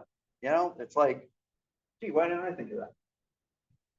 Well, these things are complex. It takes people got to, get some backing. You got to get folks together, maybe a strategic partnership. My point is, these are off the wall kinds of things. You all have great ideas. We need to hear your ideas. Or the road salt one. We were doing our own thing out at Wright Brothers. And so by working this collaborative effort, $147 per ton for road salt is what we were spending. And now working with this Southwest Ohio purchasers for government, we're saving tons of money. And again, this is just using a collaborative effort on an existing contract vehicle that exists. That again, how people bringing these ideas to the front of the line, and us evaluating them, saying, yeah, why aren't we doing that? And then speeding that decision to delivery. And so this is not rocket science, folks. So where you're seeing maybe your company and things that you're doing, how do we leverage that capability? We're very interested. As Mr. Everett said, we're all ears. And then the last one, the talent marketplace. Part of this is our veteran population, that transitional assistance, but then it's also the talent pipeline, of filling vacancies. We have a lot of vacancies. I'm filling 2 right now in my unit. And it's quite frankly, it's a knife fight for talent. Okay. It's a knife fight, at least on the government side, because perhaps industry is offering better pay, maybe full-time telework, better benefits, or whatever.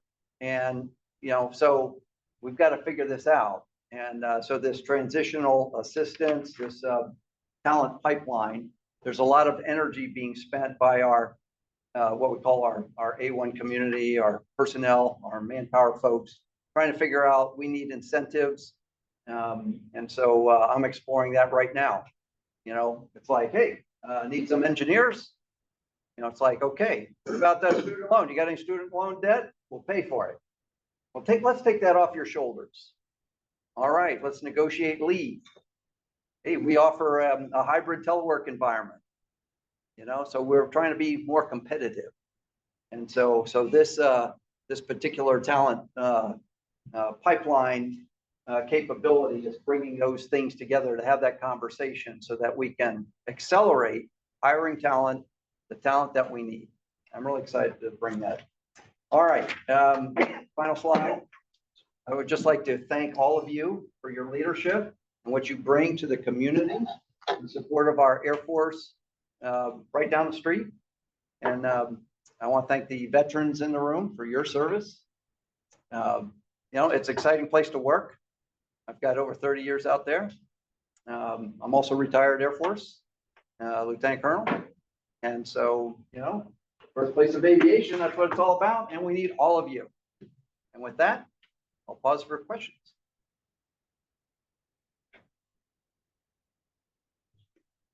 Yes, sir. I've got one thing about your extended lease. I'm seeing a lot of, my background actually more AFRL, LCMC, or additive manufacturing, more a technical nerd kind of guy here.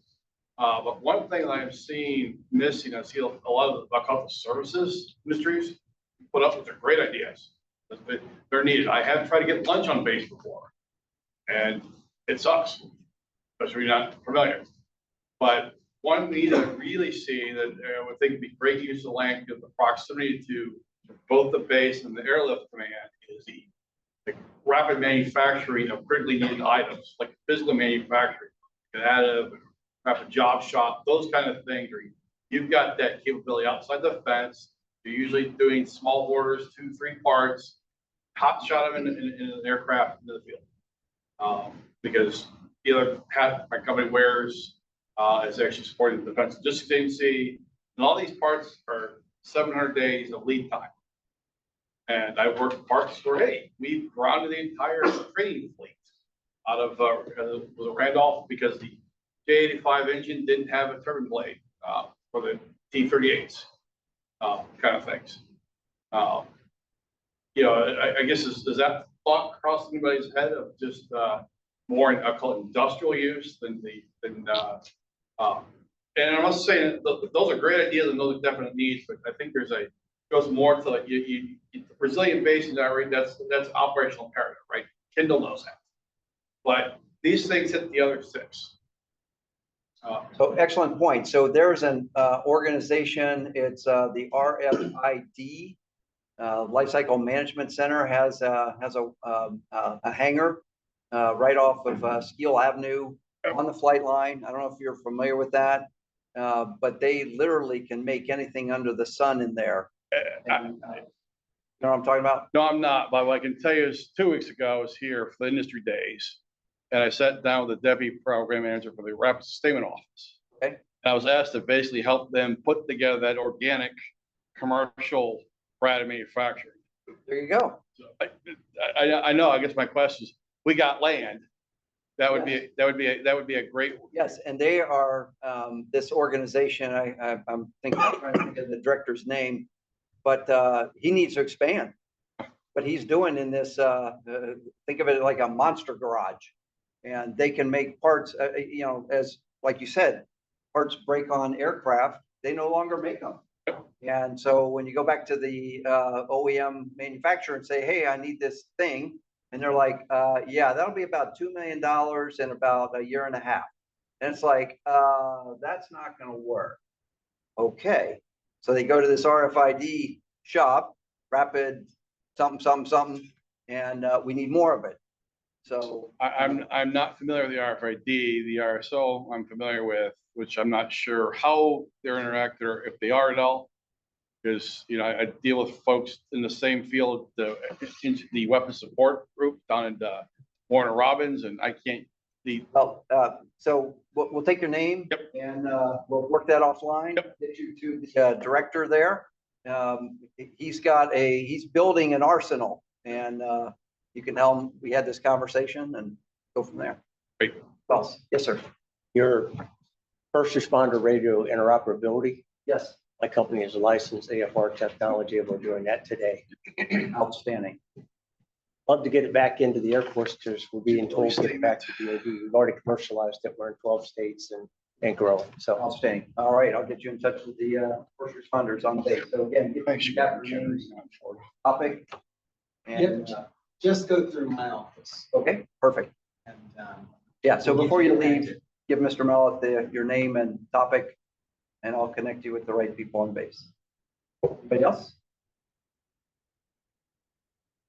All right, I think you're all deserving of a break. Check out this, the hub. All right, I think we got a little bit of time. Back over to you, Mr. Santiago. Thank you. Great, thank you, Mr. President. Exciting stuff, and there's a bright future for Wright-Patterson, so it's nice to see these new programs be implemented and discuss the future today. I will say, man, we're 2 for 2. We had 2, as Jeff likes to say, kaboom briefings. So, and just wait, we got many more. We are running a little ahead of schedule, so we're going to take about a break until 1:55. The next briefer.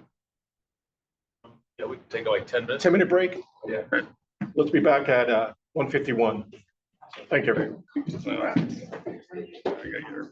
All right, Mark. Hope to see you. Thank you, sir.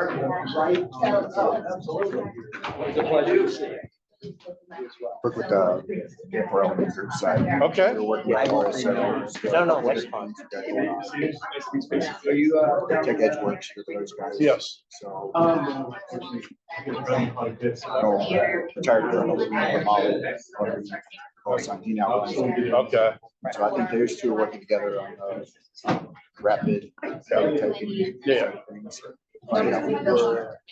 Yes. So I know that. So he was at AFRL director. This is, okay, so I actually know Portoli. Portoli. Yeah. So I briefed him 2 years ago when he was PEO Armors. And then I was commander at AFRL. So I've got 3, well, 2 done. I had 3 phase 2 FDR. Another 2 on the Army, one the Navy. I don't have my, it's our capability, I'm more LA focused.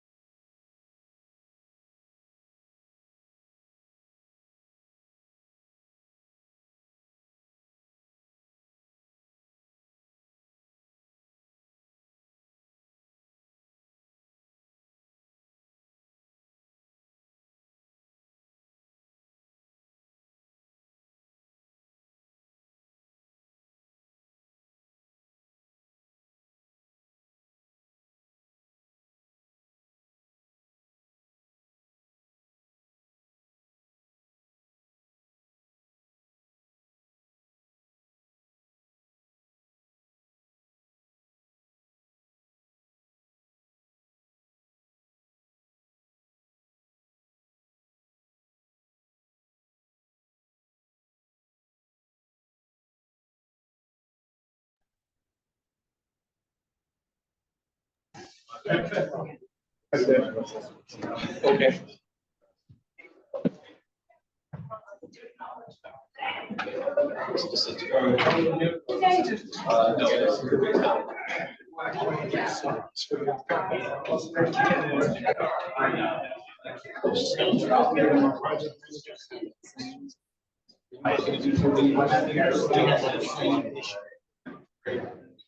Okay, can I get everyone's attention, please? The acoustics in this room are not bad, so voices travel a lot. So as we have the presentation, conversations outside will be picked up in the microphone. We may want to close those doors. Thank you.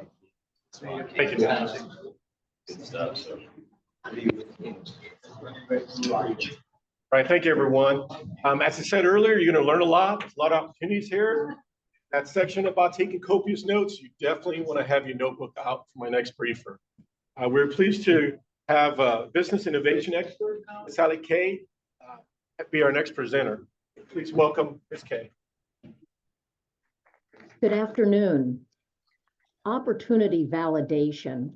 What we're going to talk about this afternoon is about how critical it is early on in the innovation process to validate that you don't just have a good idea or a patentable technology, but that you really have, next slide, a viable and sustainable business opportunity. Next slide.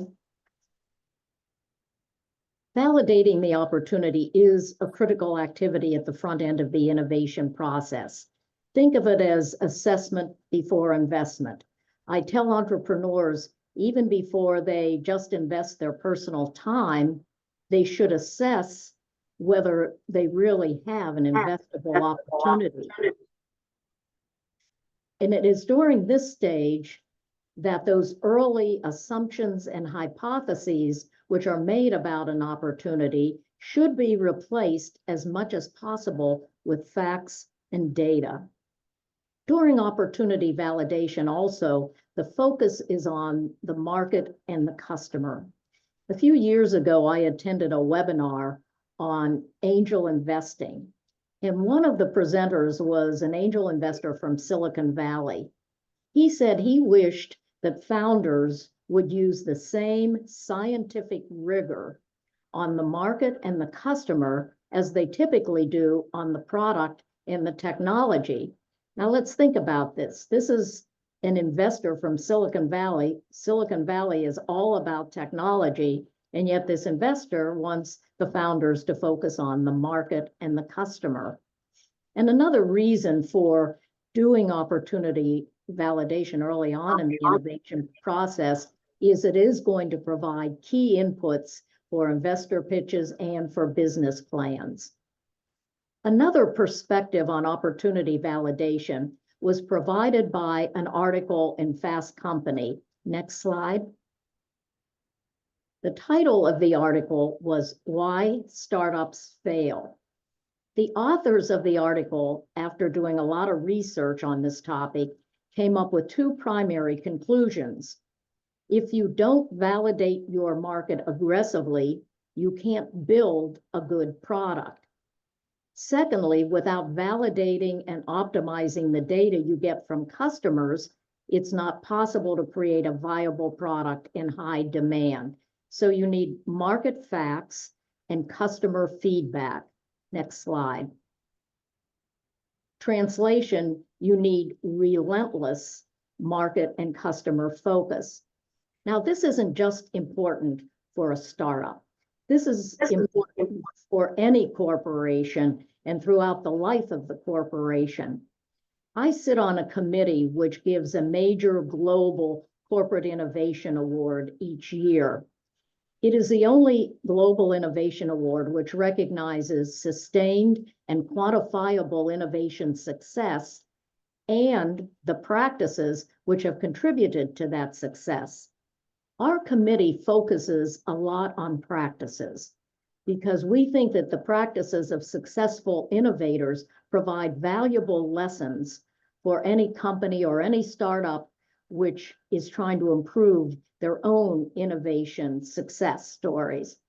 And in recent years, relentless market and customer focus has differentiated our winners despite their diversity of industry or diversity of size. It's differentiated these winners from the rest. Recently, I spent the day at one of the finalists for this year's award, and they talked about how they train all of their employees who have any kind of interface with the customer. They train them in voice of the customer techniques. They also talked about how they look at mega trends and how these trends may impact their market going forward. They talked about how they have a constant monitoring of competitive activity because that may impact the dynamics of their market. So very important to have this relentless market and customer focus. Next slide, please. Now, in the past, there have been a lot of theories and hypotheses about why startups fail, but not real facts and data until CB Insights conducted the research we're going to talk about. CBI, which is a major research organization, and one of their key focus areas is the startup world. They were able to get their hands on 156 postmortems written by the founders of failed startups. CBI put a team together to go through these postmortems in great detail with one objective. What could be learned from these postmortems which would be of value to the entrepreneurial community and help them succeed going forward? Now, one of the things that CBI found was that no startup fails for just one reason. There are always multiple reasons. But they were able to actually identify the top 20 reasons for startup failure, and were actually able to rank them 1 to 20. Next slide. The number one reason for startup failure was lack of a market need for the product, no problem being solved. This was, it was almost 50% of the time. This was the primary reason for startup failure. And there was a significant gap between number one and the other 19. As I said, before CBI did this research, there really weren't any good facts and data about startup failure. So when they published their results, every major business publication wrote an article about the research. And one of the articles concluded that these companies that failed, these startups which failed, were building a solution without a problem. Next slide, please. Now, I think this quote from Brad Smith, the president and CEO of Intuit, captures the essence of what we just talked about. Don't fall in love with your solution. Fall in love with the problem your customers are trying to solve. Now, CBI recently published the results of a second study. They were able to find another 111 postmortems which were written during COVID, when these 111 startups failed during COVID, and these postmortems were written by the founders of the startups. Now, when they went through these postmortems, what surfaced as the number one reason was ran out of cash, failed to raise capital. Now, this shouldn't surprise any of us because we all know that COVID had a significant negative impact on all aspects of the economy. In fact, just recently, CBI published some research which showed that between 21 and 22, angel and venture capital investment in startups declined 35%, big number. But then they looked at 21 to 23, and angel and VC investments in startup had fallen 61%.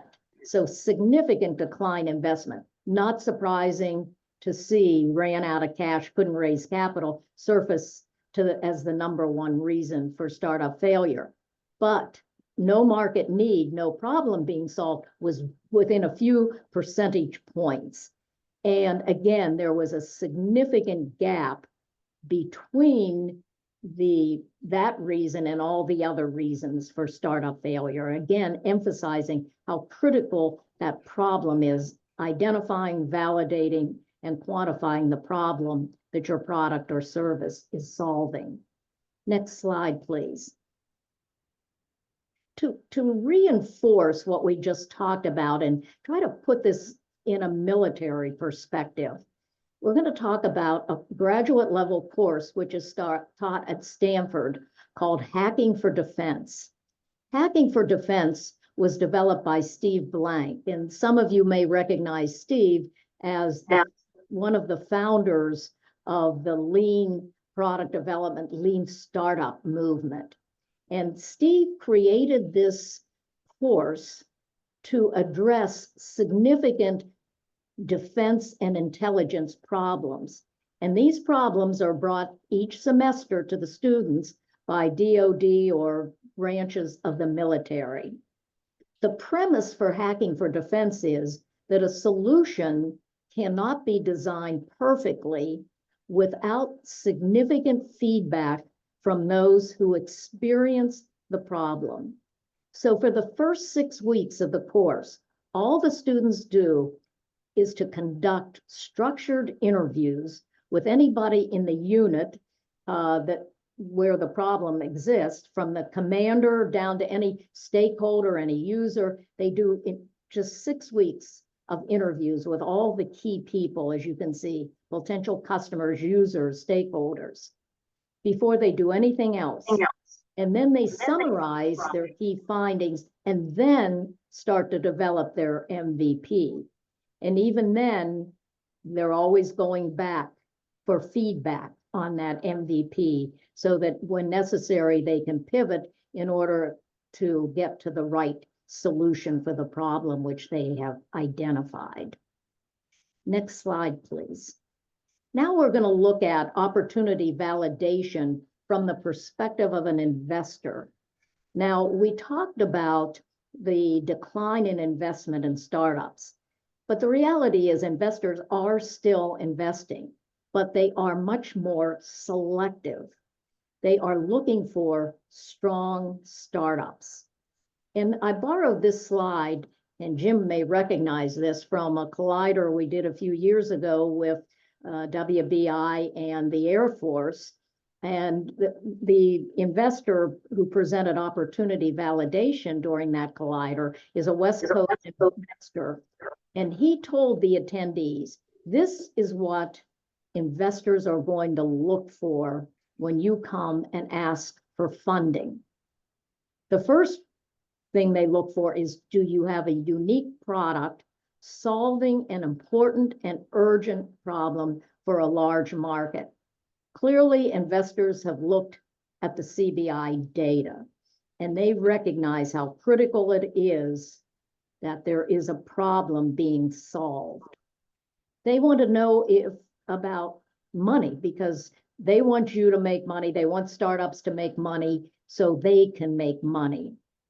Do you have a strong product market fit?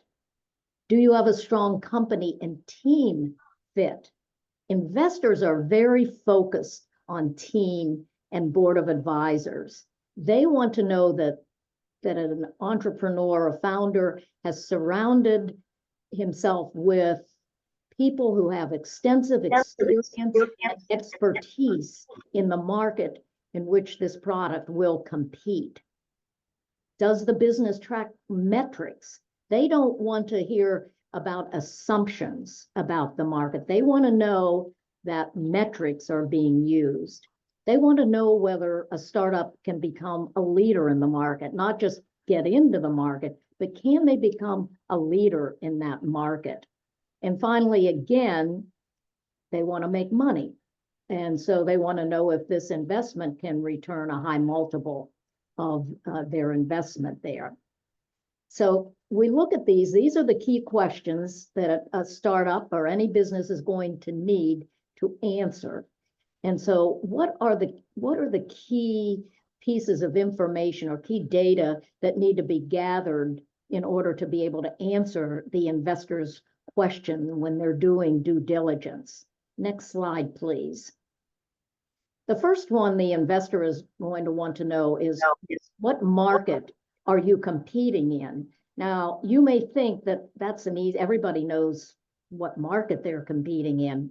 But I remember one evening watching Shark Tank, and the entrepreneur had barely finished his pitch before three sharks almost came out of their chairs and said, "You don't even know what market you're competing in." I thought to myself, if that entrepreneur had used the jobs theory, he would have been able to respond right away to the sharks about what market he was competing in. Next slide, please. The jobs theory says that people hire products and services to do a job. The person who gets the greatest credit for building awareness of the jobs theory is the late Professor Clayton Christensen of Harvard. He was a professor, he was an author, and he was also an entrepreneur. And he always used the drill bit example. He said, people don't go to the hardware store and buy a drill bit just to put holes in the wall. They buy a drill bit to help them hang a picture or hang a shelf.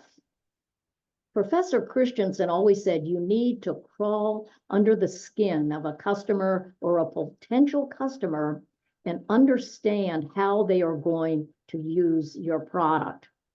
And I think you can see how this provides a different and very valuable perspective on the market in which you're going to compete. Next slide. The other thing that investors are going to focus on, as we just saw, is the market opportunity. And I put / problem being solved because the opportunity is defined by the problem that's being solved. And I think we've probably talked enough about problems up till now. So next slide, please. Market and project potential.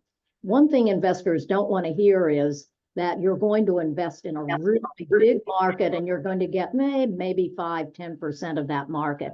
I will guarantee you will see investors' eyes roll back in their heads if you say something like that.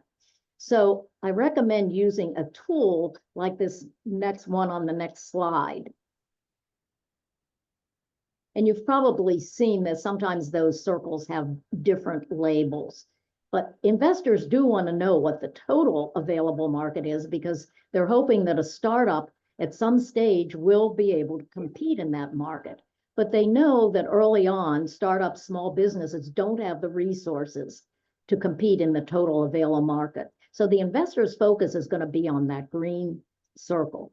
Who is your initial target market? Who are your early adopters? Those customers that are going to be early adopters and initial purchasers of your product. Can you clearly define that target market? Do you know how large that target market is? And they'd love to know if you've had some traction with that market. Next slide, please.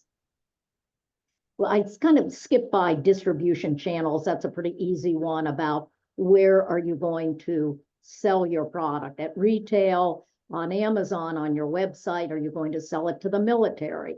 That's, obvious, one of the things investors want to know.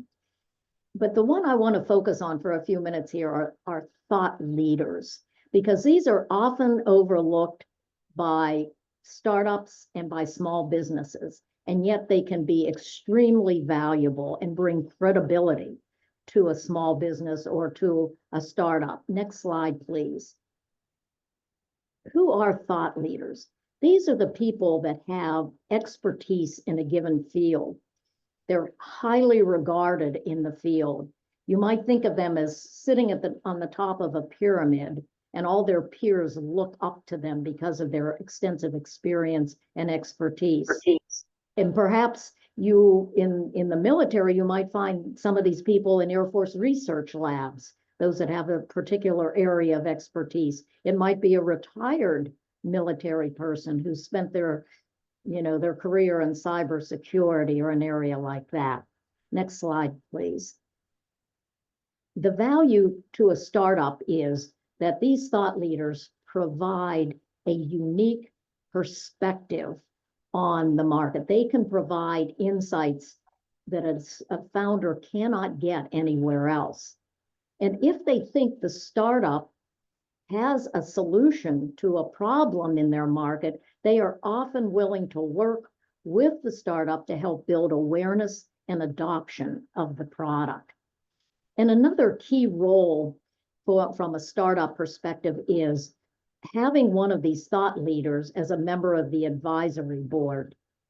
We talked earlier about investors are looking to see that you have surrounded yourself with people with experience and expertise. That defines thought leaders. So thought leaders can bring tremendous credibility to a business if you can bring them on board as an advisor. Next slide, please. Competition. Another thing investors don't like to hear is that you have such a unique product that there is no competition. Again, you'll see the eyes rolling back in the head if you say that. So I suggest to founders that they use what's called a competitive matrix. Next slide here. Where across one axis, they lay the attributes or the benefits which will drive purchase in that market. And then on the other axes, they lay all of the competitors in the market, and then they put their own product there and compare them against these key dimensions. And this gives an investor a quick, clear look at where a startup or business fits in the competitive framework. Now, if you have both commercial and military customers, then you will probably have a competitive matrix for each one of them. Next slide, please. What the investor is really looking for is, have you established a sustainable competitive advantage? Have you built a moat around your business? Warren Buffett says you need to build wide, sustainable moats. Now, the most obvious way to build a moat is obviously IP. That's pretty clear. But there are other ways to do that. You may have a customer and you're providing end-to-end solutions to them. You're providing hardware and software and service to them.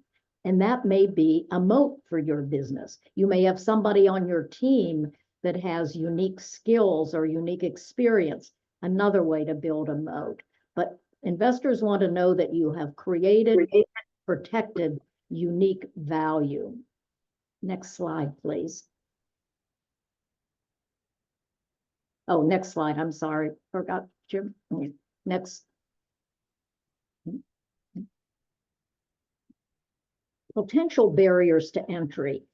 These may not be as obvious as you think sometimes, but it could be that you're entering a market which is resistant to change. And you have to address how you're going to get the customers to change.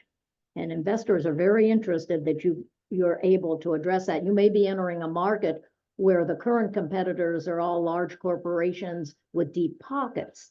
How are you going to be able to overcome that and still be able to compete in that market? Next slide. Define the entry strategy. Where are you going to play? How are you going to win? And I have numerous investors say, you have to nail this one. This is not just a trivial little item in your business plan. You must nail that entry strategy. Show us how you're going to win when you get into the market. Next slide. Trends impacting the market. No market few markets, if any, are going to ever be static. And so you need to look at what trends might impact your market in the future. Who of us, 12, 13 years ago would have predicted the impact that the sustainability trend has had on just about every business today? But one of our finalists for the award I'm involved with did identify that trend way ahead of their competitors and way ahead of anybody else. And they were able to get strong competitive advantage by predicting that trend and taking advantage of it early on. Next, potential exit strategies. And this is something an investor, as I said, it tells them how they're going to make money. And today, from a startup or a small business perspective, there's a positive in the market, and that is that most major corporations today have an open innovation strategy as a key element of their innovation strategy. So they are actively looking for acquisitions and collaborations with small businesses and with startups. And many of them have even created their own venture funds to invest in startups to help them further the development of that. So this is a real positive today that didn't exist until fairly recently. All right, now we need to look at, okay, we've looked at what are the key things that you need to gather, the key pieces of information that need to be gathered in order to answer the questions that the investor has. Well, the next thing we want to look at here is, where do you go to get that information? Next slide, please. You know, the internet is obviously one very, tool that's available to everyone, and ChatGPT, all of that, is out there today. But a couple of things I always remind entrepreneurs is not everything you're going to find on the internet or on ChatGPT is reliable. So if you're going to an investor and asking for money, you want to make certain that you're quoting a reliable source. Syndicated studies are large, very comprehensive, industry-specific studies. And it is a great way to get an overview of a given market. If you're entering a new market, great way to get an overview of that market, an in-depth look at the market. Now, they tend to be very expensive because they're targeting large corporations. But I tell entrepreneurs, if you have access to a university library, usually that library can get these studies for you for free. Trade publications are a great source of current information of what's going on in the market. Chemical and engineering news, advanced manufacturing news, Institute of Food Technology newsletters, very current information. What research is going on? Who are the thought leaders in the field? Great place for information. Government reports, depending on what area you're entering, sometimes government reports can be very valuable. There are also thought leader reports that you can obtain from the government and other strategy policy documents from the government that may be helpful depending upon the opportunity. Annual reports, if you are looking at perhaps being acquired or collaborating with a corporation, always good to look at their annual report and get more information from them about them. And then finally here, structured interviews. And we talked about this with Hacking for Defense. You know, we're still talking qualitative interviews here, but if you identify those key areas you need to learn about from a thought leader or from a stakeholder or target market, then you lay out questions specifically to get at those areas. And if you ask all those same questions during every interview, then if you've done 12 or 14 interviews, you're going to have a good database.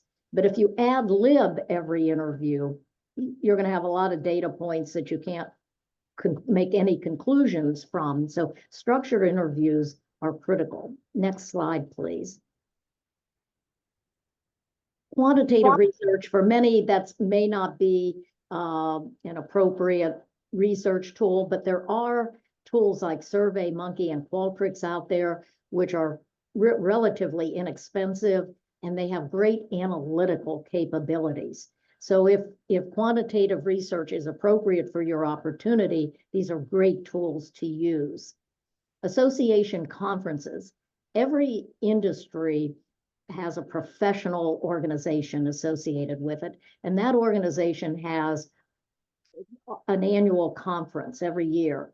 This is a great place to network, to find out, what research is going on. You can meet thought leaders at the annual conference. It's a great source of information. Now, I always tell founders, if you can't afford to go to the national meeting, almost all of these organizations have regional and chapters, local, regional and local chapters. They have frequent meetings, they have annual conferences, and many of the same benefits that you can get from the annual conference, the national conference, you'll get from the smaller regional conferences. Social media, again, LinkedIn, things like this can be valuable tools, but again, you have to make sure you're getting reliable information. Next slide. We're going to finish up here just with a few thoughts. We talked about the investor perspective, and I think it's pretty clear. Investors don't just fund products. You can't go any longer to an investor and say, I've got a great product. They're really looking for strong companies that can answer all of those questions that an investor will ask during due diligence. Next slide. What the investor wants: confirmation that you really have a product and a sustainable business opportunity. They want that market understanding and customer traction. They want to know you've done your market research, your homework, and they want confidence in the entrepreneur and the team, as we talked about earlier. Surround yourself with expertise and experience. And finally, the next slide, innovation. You'll see different definitions of innovation, but I think this one is very appropriate to what we just talked about.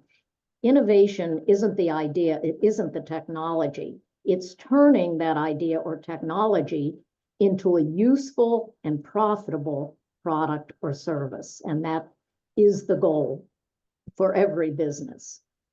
So I think we have time for questions, if anybody has any questions. And next slide, Jim, I put my contact information down, and if you don't have a question today, but have one at some later time, please feel free to email me or call me or connect on LinkedIn, because maybe not everything will occur to you today. You think about it later.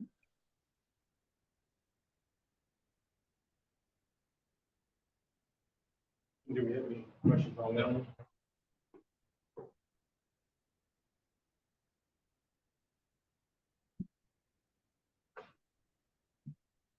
Well, thank you so much, Sally. That was a wealth of information that we can all take away from, especially on your last slides when you talked about, establishing, knowing the organizations that promote, whether it be going to those annual meetings or the regional, local, will really help businesses make connections, not just clients, but also as subcontracting opportunities. Yes, that's very true. That they are great networking opportunities. Well worth the investment of time to attend those. Thank you, ma'am. I appreciate your time and your brief.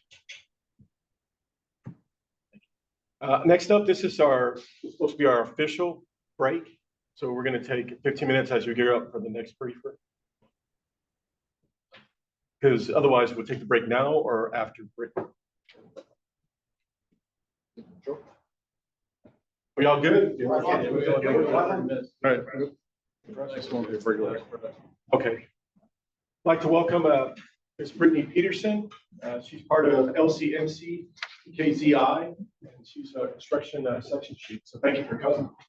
Good morning.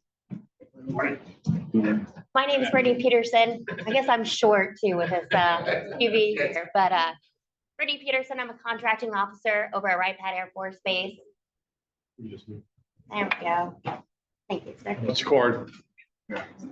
Well, so I'm a contracting officer over at Wright Air Force Base. I've been on Wright for about 10 years now, contracting officer for the last 4, and now a section chief in the civil engineering support branch. So we do contracting support for some of the projects that you heard this morning, Mr. Parker, Some of those are the projects that come through our office. Next slide. This is the structure of our office here.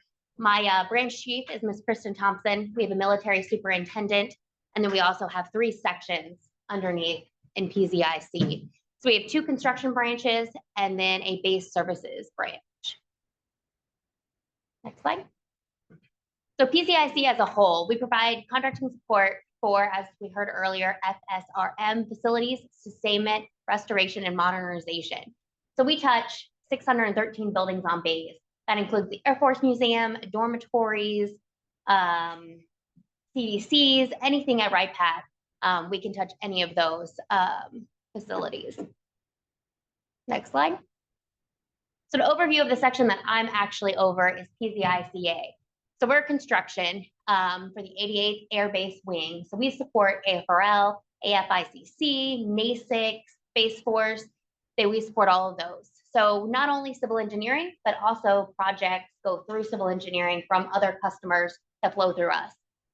So kind of to break it down a little bit, we don't do any of the big construction projects on base. We don't build new buildings. We do all the repair, demolition, those kind of things. So in my section, we have 4 different contracts. Our first one is our SABRE, which is Simplified Acquisition of Base Engineering Requirements. SABRE is about $1 million or less projects, less complicated, and it's a single award IDIQ with 1 contractor. Then we have the multiple award construction contract, our MAC. That's a multiple award IDIQ, and we have 12 defense contractors underneath that one.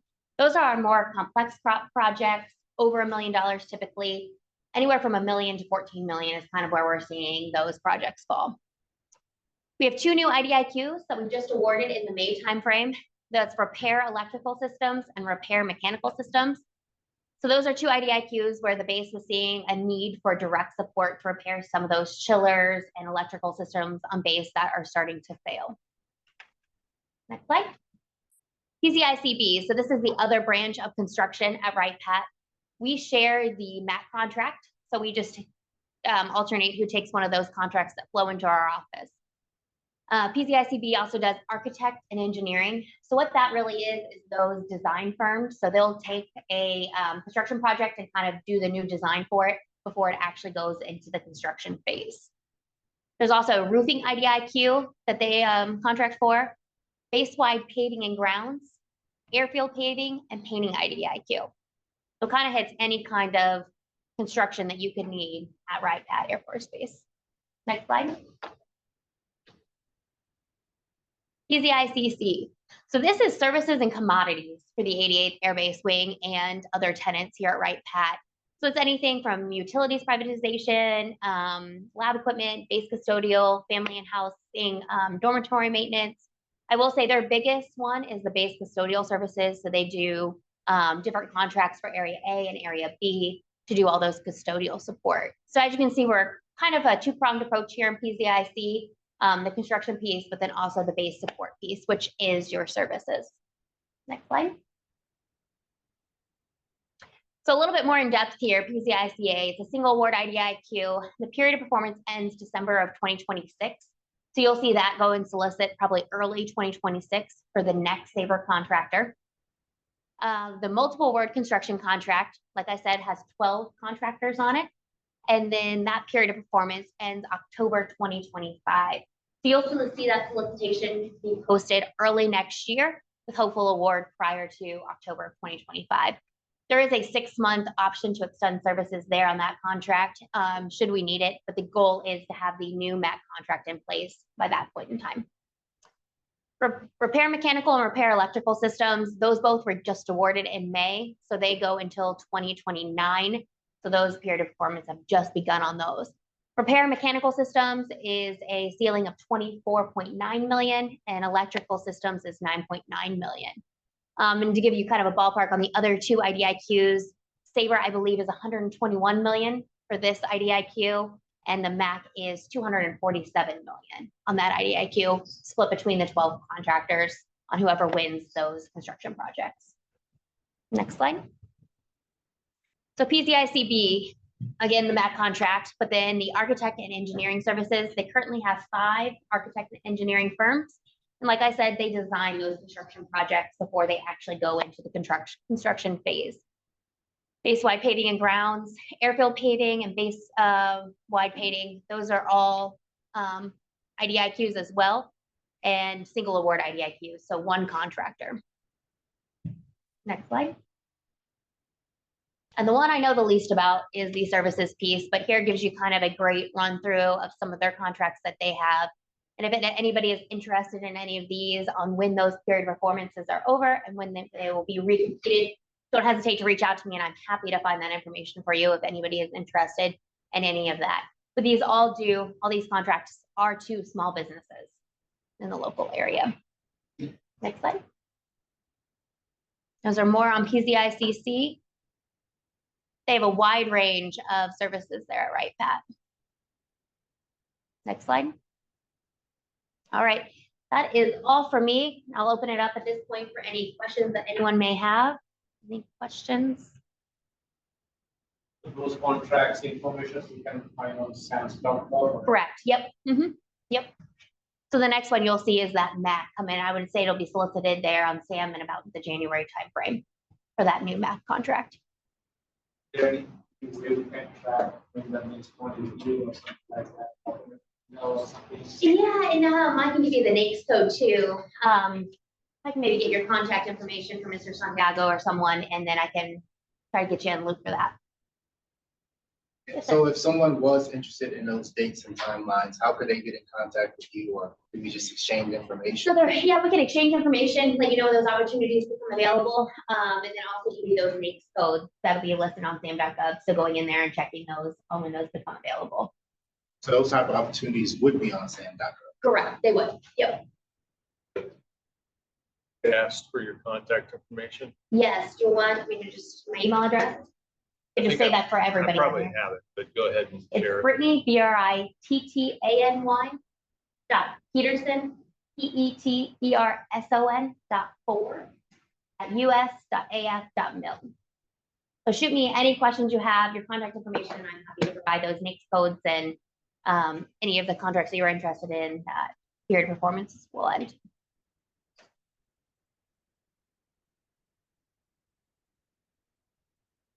Any other questions? All right, well, thank you. Appreciate it.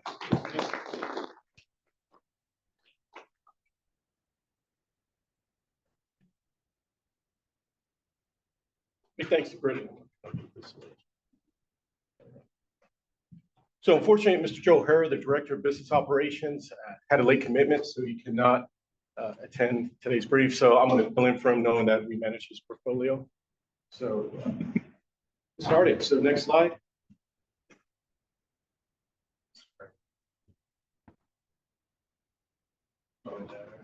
Yep. Skip by the next two. Gooey, yeah. Don't get gooey. Overview, next slide. So those who don't know, as we said, this is the real meat of the collider, where each of our ESSs, just as Brittany explained with PZI, each of us, what we do and the opportunity to present. The 771st, their Enterprise Sourcing Squadron within AFICC. Their mission is to lead cross-functional teams working to identify and prioritize Air Force-wide installation opportunities to be strategically sourced for commodities and services. So that's a little bit about their mission and their core. Next slide. As you can see, they're smaller squadrons, but they're still pretty large. They have about 75 individuals across 3 locations. They have 4 flights that specialize in several career fields, whether it's A&AS, IT, information systems, and some of the commodity council. They currently, as you see, Colonel William Chang is the new director that assumed command last month. Joe Herr is the DBO. Mike Olson is the new director of program management. So they did have a little bit of turnover in leadership, but Joe Herr has been there quite a number of years. So they have some good continuity there. So within the flights, they have 4 of the flights are in Wright Pat. They have another flight out at Lackland, at Port San Antonio, and also they have another flight at the Gunther Annex. So So this talks a little bit about the team structure to encompass true multifunctional teaming. As you see, it takes a village. So you can see as far as a lot of the career fields doing that, we all work in collaboration to look for strategic sourcing opportunities, regarding whether it be part of the Commodity Council, IT services, or A&AS. Next slide. So this gives you a little bit about, the big question is, I know Mr. Everidge alluded to earlier, category management. As he said, it's a strategic procurement approach that involves grouping similar areas of external spending to find opportunities and aid business value.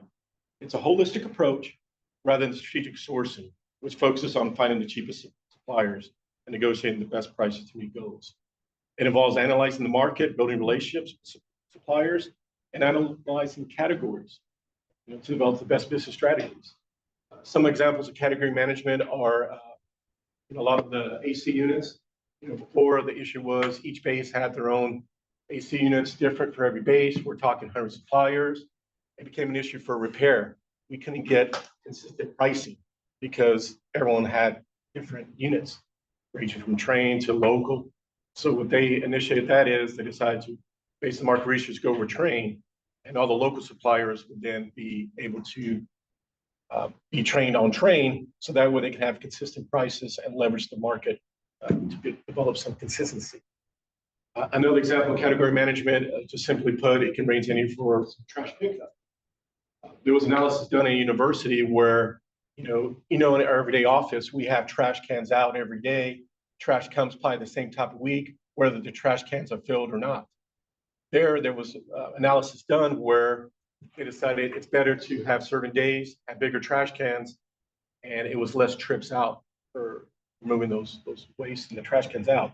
So that's just briefly just some simplistic things in category management, or it could be major programs. So with that said, you can see that it's more of organization of category spend. It's based on the framework, based on developing actionable business intelligence, which leads to, spending data. You got to follow the data and functional data to provide complete picture. The big thing about category management, you also want to engage industry on cost drivers, best practices, and any benchmarks that may be custom with industry, as typically industry leads the way in a lot of things the government will follow. Next slide. This is a good slide because this talks about some of the category management categories and where the ESS are tied to in their alignment. For human capital, that's a 338. 763rd involves transportation and logistics services. And it comes down to pretty much 771st, which is, there's been some transition. The third categories are 1 and 2, which are information technology and professional services, followed by 772, which does facility construction, and 773 that does security protection and office furniture, category 6. Next slide. This slide kind of pulls the curtain behind the acquisition process. You know that there's quite a big, you wonder why it may take longer for a lot of acquisitions. There's a lot of checks and balances. The teams are working hard to make sure we have the best strategy. There's a lot of input from multifunctional teams. This kind of just highlights the enterprise sourcing wheel, the 7-step process, both from initiation of the requirement to award, and also award management. Help with. Next slide. So start off with category, let's see, information technology. This is some of the programs that we have. Main mission partners are SAPCN and CNSB. These are some of the awards and peer performances, the biggest of which is the Client Computing Solutions, CSS3, third iteration of this information support contract. There's also Enterprise Land Mobile Radios. That one, I believe, was a sole source based on nature equipment. And also we have Rapid Sustainment Office, multiple award contracts, our own MAC, that's a big success, as well as installation, resilient operation, command and control. OTAs. Other transaction authorities, that is a new contracting vehicle we can use, that's not FAR-based. That's kind of leading the way of how Air Force is thinking about new ways of doing business, aside from just standard FAR-based contract. Next slide. The second category, professional services. A lot of what 771st does is they do a lot of A&AS for all of AFICC. Their vehicle of choice is Oasis. They do pretty much all that work is small business set aside, utilize Oasis, soon to be Oasis Plus. So if you got that contract, there'll be a lot of opportunities with that. And we just don't look for small business set asides. Based on the rich small business participation on those major GSA contracts, we do look for opportunities for woman-owned, veteran-owned, small disadvantaged businesses, opportunities out there. We apply the rule of two and we do set those aside. So being on the lookout for that. One of the big recent successes we had was geospatial support. That one was not done Oasis. It was a standalone contract. It was a partial small business set aside, in which we had 5 large and 5 small businesses that make it. And that was awarded this year, period performance for 5 years. So that kind of gives you some of the flavor of some of the A&AS we do. But when I say A&AS, we talk engineering services, financial support, medical support, a lot of admin along those lines, professional, pretty much any professional services to keep the Air Force running within AFICC, Air Force Security Forces Center, and also medical. Next slide. As far as goals, let's take it out.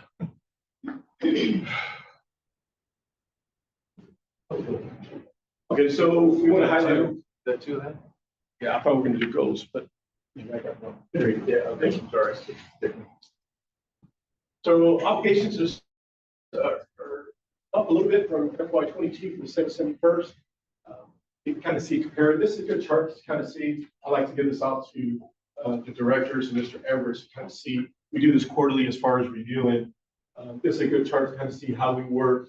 You know, this time last year, this is at the end of fiscal year 23. So they did good. They were just above their goal, 83% of 86%.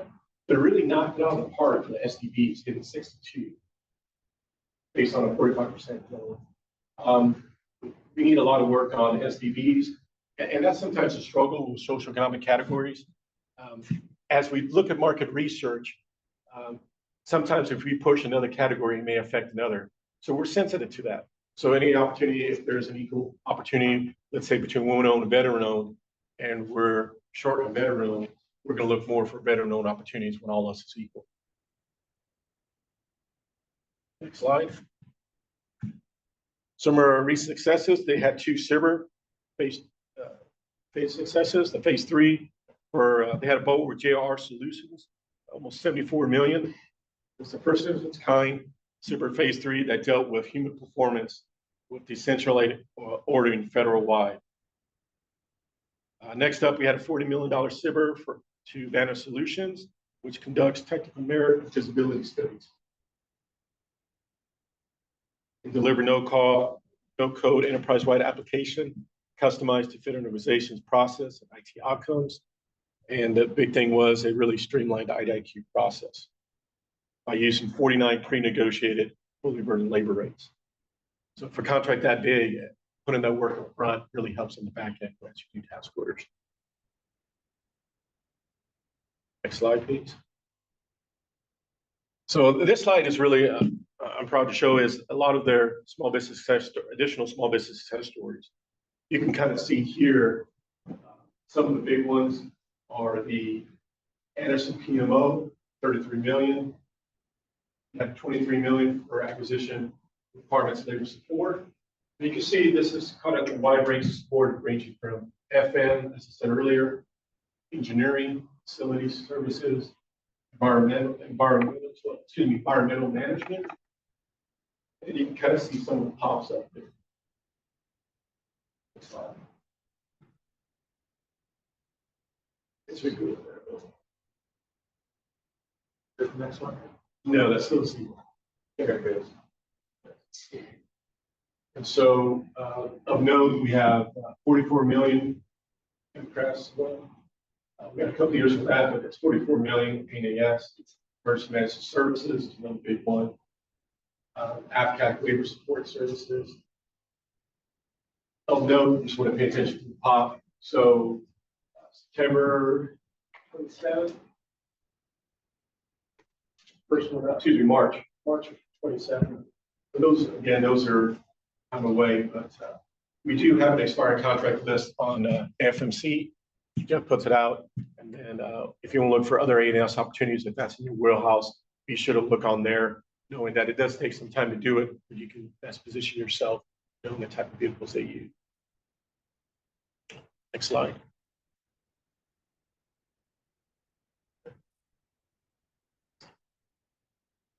There we go. All right.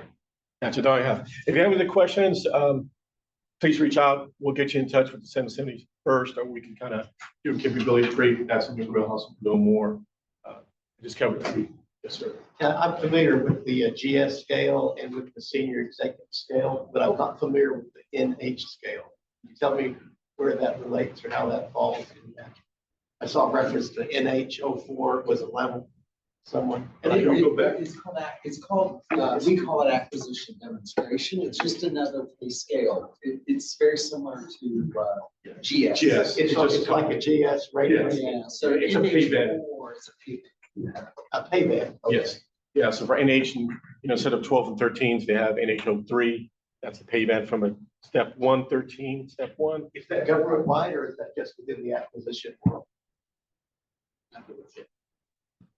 But it's covered, it's used DOT. DOT. Can somebody else say something?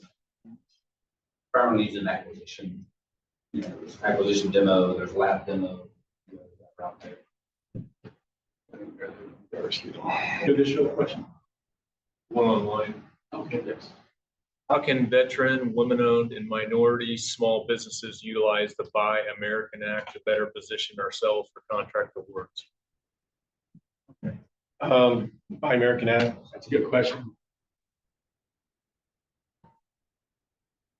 We need context. Yeah. What is supplies? I'll talk about. We can talk about that.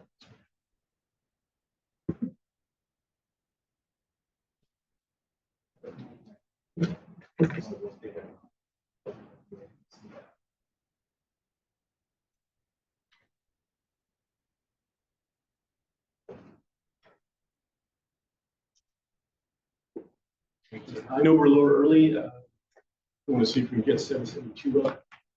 Let's see, I know Mr. Martinez is up. He is the Director of Business Operations.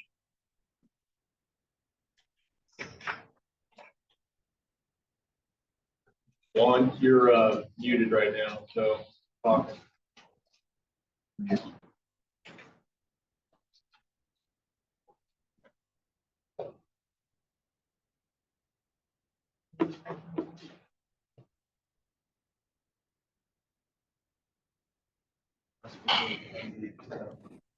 Good afternoon, everyone. Hopefully everyone can hear me clearly. I am Juan Martinez, the Director of Business Operations from 772nd Enterprise Sourcing Squadron in San Antonio. I'll provide you a brief overview of our organization and give some insight into the structure of the organization and a little bit more into who we support in terms of our mission partners. And then also highlight a bit of the large acquisitions that we have going on at the moment, and also the suite of contracts that we have existing that are always filled with opportunities for small business as our suite of contracts capture both full and open and small business set-aside opportunities. Next slide.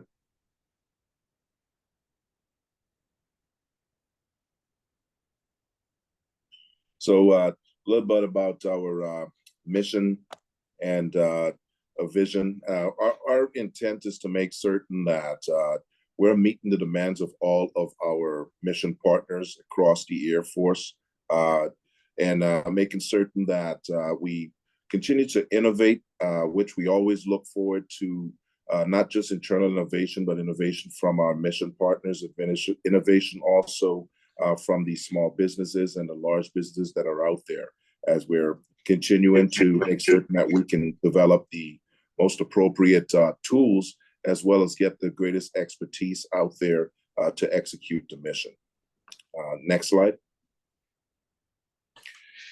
Just as Mr. Santiago talked a little bit about the category alignment to the acquisition units, we are aligned with Category 4, Facilities and Construction, as well as Category 5.2, Fire Rescue, Safety, Environmental, and Protective Equipment. When you hear me talk a little bit about the teams that we have, we're going to get into a little bit of the facility sustainment, restoration, and modernization type efforts, as well as discussions on the environmental portions that we bring on board, and as well as contingency type efforts that we have that we provide at our secondary location. Next slide. This is our organization structure. Our team is led by Lieutenant Colonel William Barrett. Colonel Barrett is new to the organization, but is our newest enthusiastic leader, wanting to make certain that we, are the premier contracting organization that provides the support to our mission partners, as well as always seeking, again, the innovation and the opportunities from all companies out there, and also looking for opportunities for small businesses to participate and build our industrial strength here within the construction, environmental, and fire PPE areas. Like I said, I am the Deputy Director of Business Operations. We do have basically 5 buy-in flights, and I'll go through them in the forward slides. But for those that have worked with us, you'll understand the alignment of what we do within 772nd directly relates to our mission partner, the Air Force Civil Engineering Center, AFICC. So each one of the flights that we have listed here on this particular org chart are aligned with a specific directorate within the AFICC. Next slide. So a little bit about our portfolio. Like I mentioned, we are Cat 4 and 5.2. We're about a $60 billion portfolio that covers all of the enterprise sourcing contracts that we have, as well as single award contracts that we have across the entire squadron. Our support is to a myriad, like I said, of mission partners, AFICC being our primary. We support Air Force IMSC. We support the Air Force LCMC FMS teams, the DODEA, RCENT, AFCENT. So our reach is very wide and spans the entire globe. Our primary mission set is FSRM environmental cleanup under the ERA and DERA program. And that's both on the BRAC side of the house as well as on active installations. We have work that we're doing to support portfolio management of the housing privatization program across the Air Force. We do have some smaller amounts of advisory and assistance services that we provide. And we also have major workload that we do on the worldwide contingency operations for our AFCAP contract, which supports disaster recovery as well as contingency operations within different regions of the world. Next slide.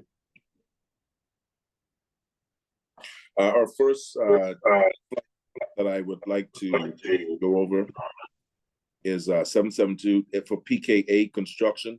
That's again the facilities engineering support. That particular team is linked to AFICC CFSC that handles all of the FSRM efforts. It spans the globe. we have multiple contracts on the construction as well as on the architect engineering side that provides opportunities, again, for both large and small businesses. The contracts that you're probably most familiar with, the worldwide engineering and construction contracts, the regional engineering and construction contracts, our architect engineering, design, construction services, the roofing, the R3M, and then of course our AE Next contract, which supports the current architect engineering needs across the globe. As far as ongoing source selections, we have the recompete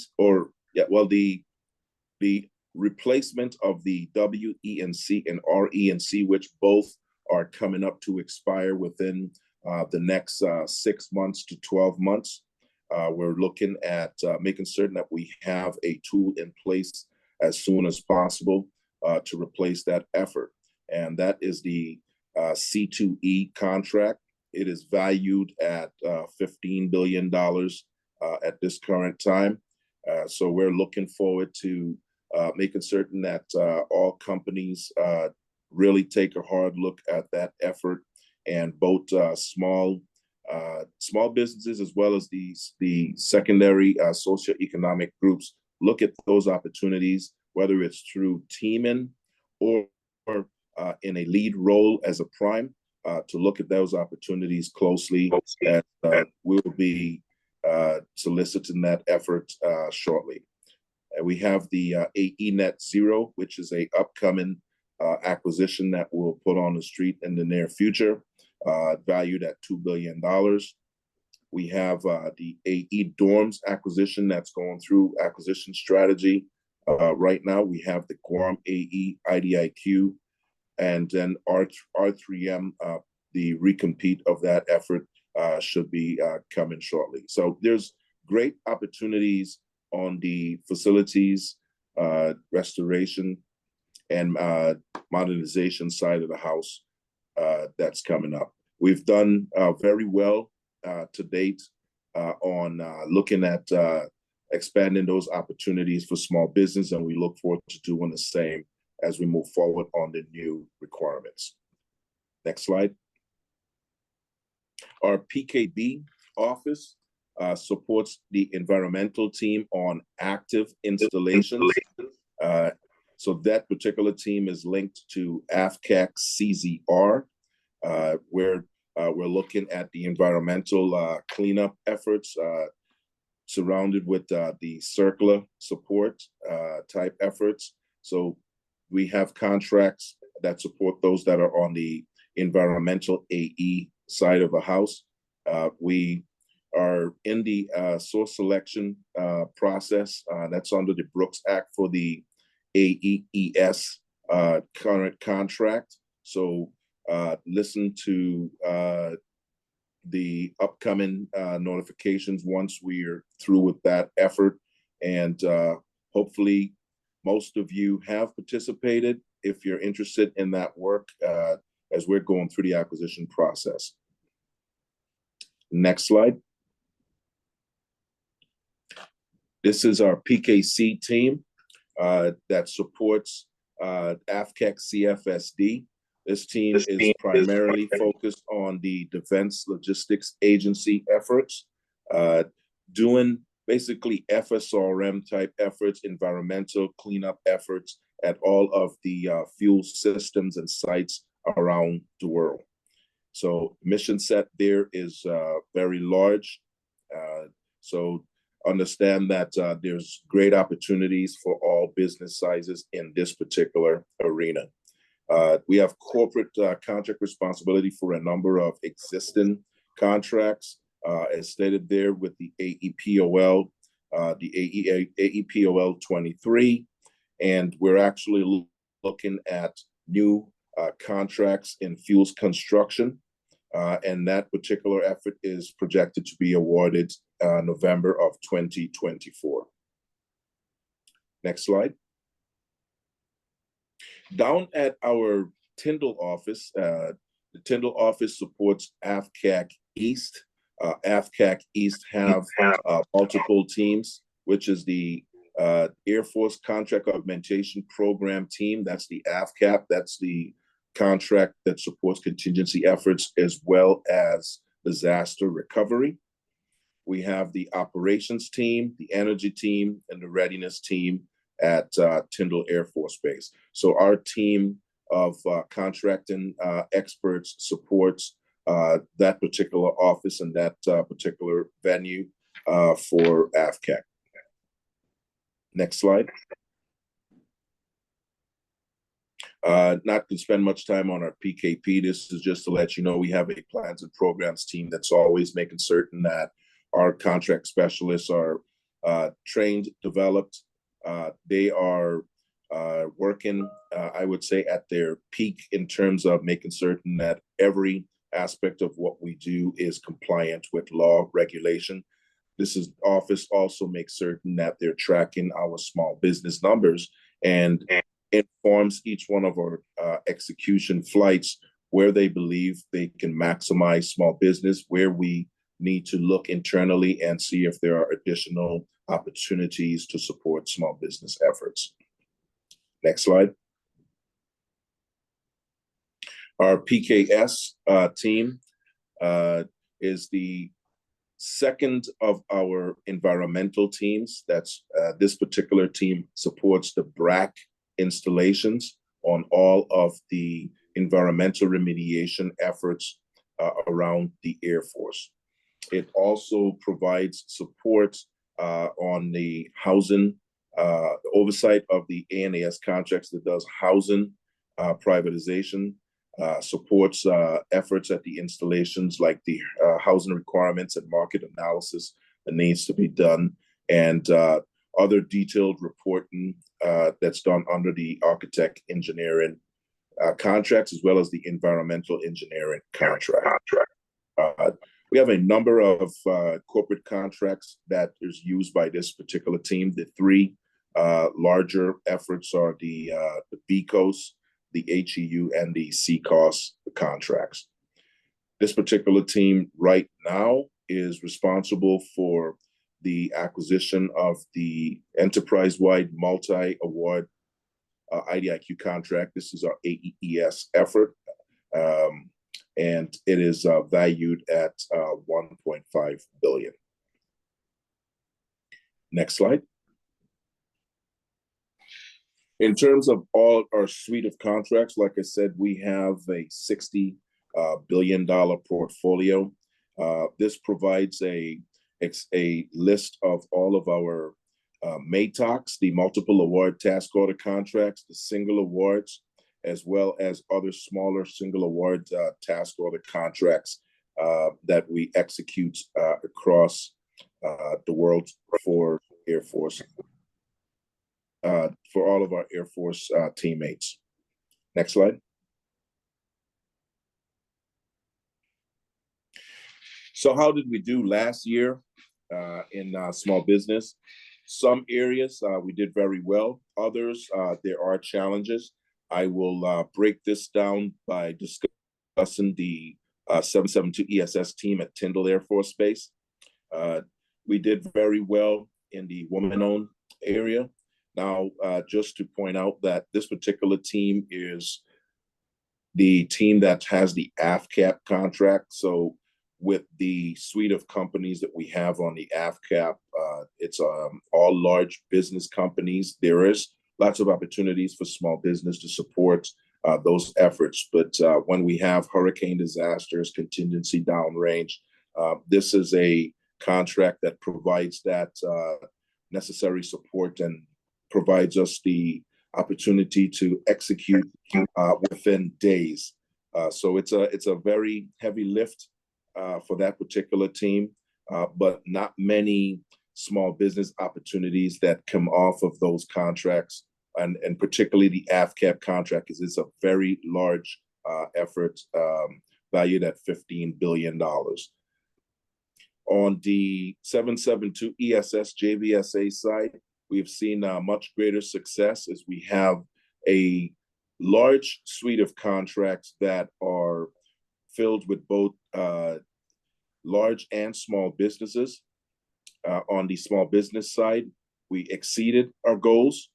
Now, I would just say before I go further and talk about each one of the areas, we exceed our goals, but we don't stop there.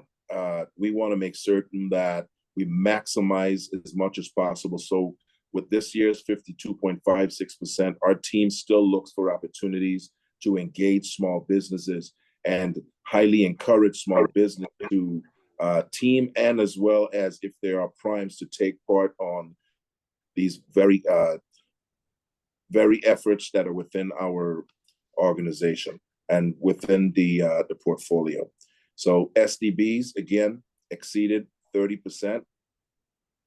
Service disabled veteran-owned business, we don't have many of those.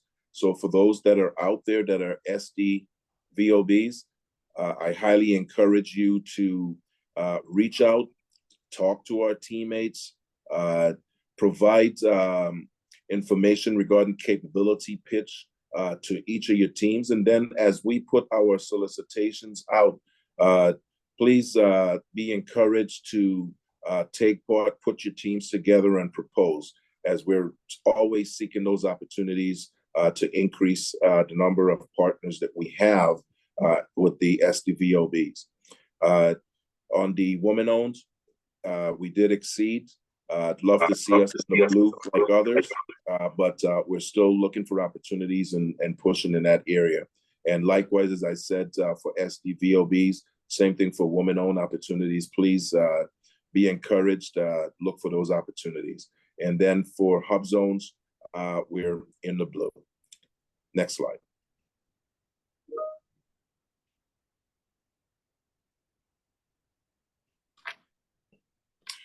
This last slide, bit of an eye chart, but what I wanted to do is just provide some highlights of some of the larger contracts that we have around the Air Force that's ongoing. So these are big, large contracts with lots of great work that's being done by yourself and by your partners out in the commercial world. We appreciate all that you do.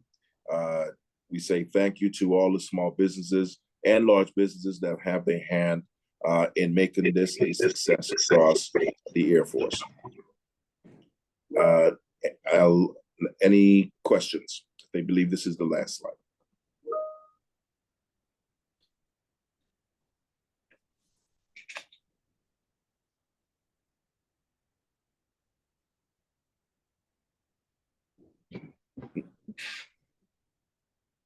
Okay, well, hearing none, I would say thank you very much for giving me the opportunity and to highlight what 772 provides via AFICC and to the rest of the Air Force. Appreciate it.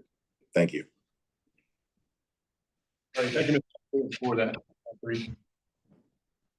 I want to make sure, hey, just a show of hands, any construction, environmental services contractors in here? So we got a few medical support, security forces, good.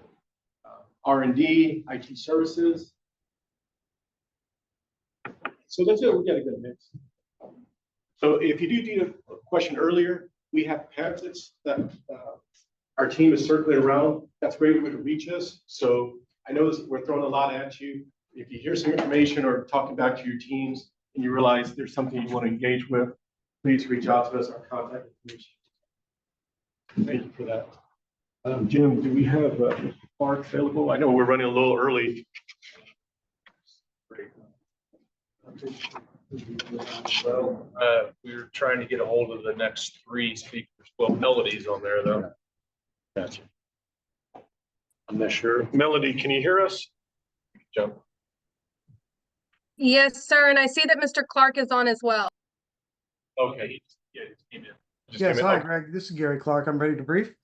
Okay, thank you so much, Gary. We're running a little early, so I appreciate your flexibility with us. All good.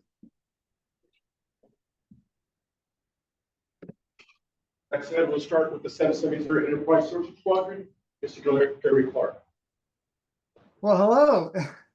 My name is Gary Clark. I'm the Director of Program Management with the 773 Enterprise Sourcing Squadron. I'm happy to brief you today on our mission and our portfolio, and we'll get going. Next slide, please.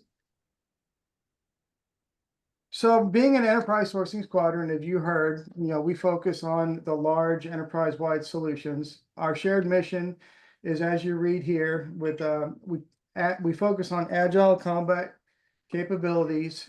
We have many mission partners in this, and our shared vision is actually providing solutions that deliver a competitive edge against our nation's adversaries. Slide, please. So we're actually located down in San Antonio. It's super hot down here right now. I hope y'all are all comfortable up there. Our squadron is about 40 military and civilian contracting and acquisition personnel. I have 3 program managers working under me, and we have 3 flights that actually are divided into the mission partners that they support. So we have a $1.5 billion portfolio, averaging almost 350 contracts. And the categories for the category management that we serve are Category 3, which is security and protection, Category 6, which is furnishings, and Category 10, which is medical. We also do some cats and dogs for AFIMSC, as well as subscriptions. So next slide, please. So how do we do in FY23? Well, you'll see in the top left, we did pretty well. We actually, the majority of our portfolio, 93%, is small business. For our hub zone, this is all FY23. We hit a target 32% on a goal of 9.45.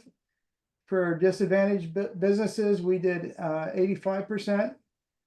Veteran owned was 27%, and our women owned was 27.3%. So we had a great year last year, and just like everything else, this year we have higher goals.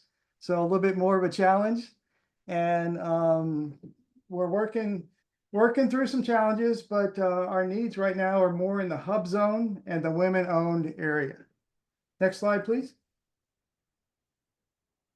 So what does our portfolio look like?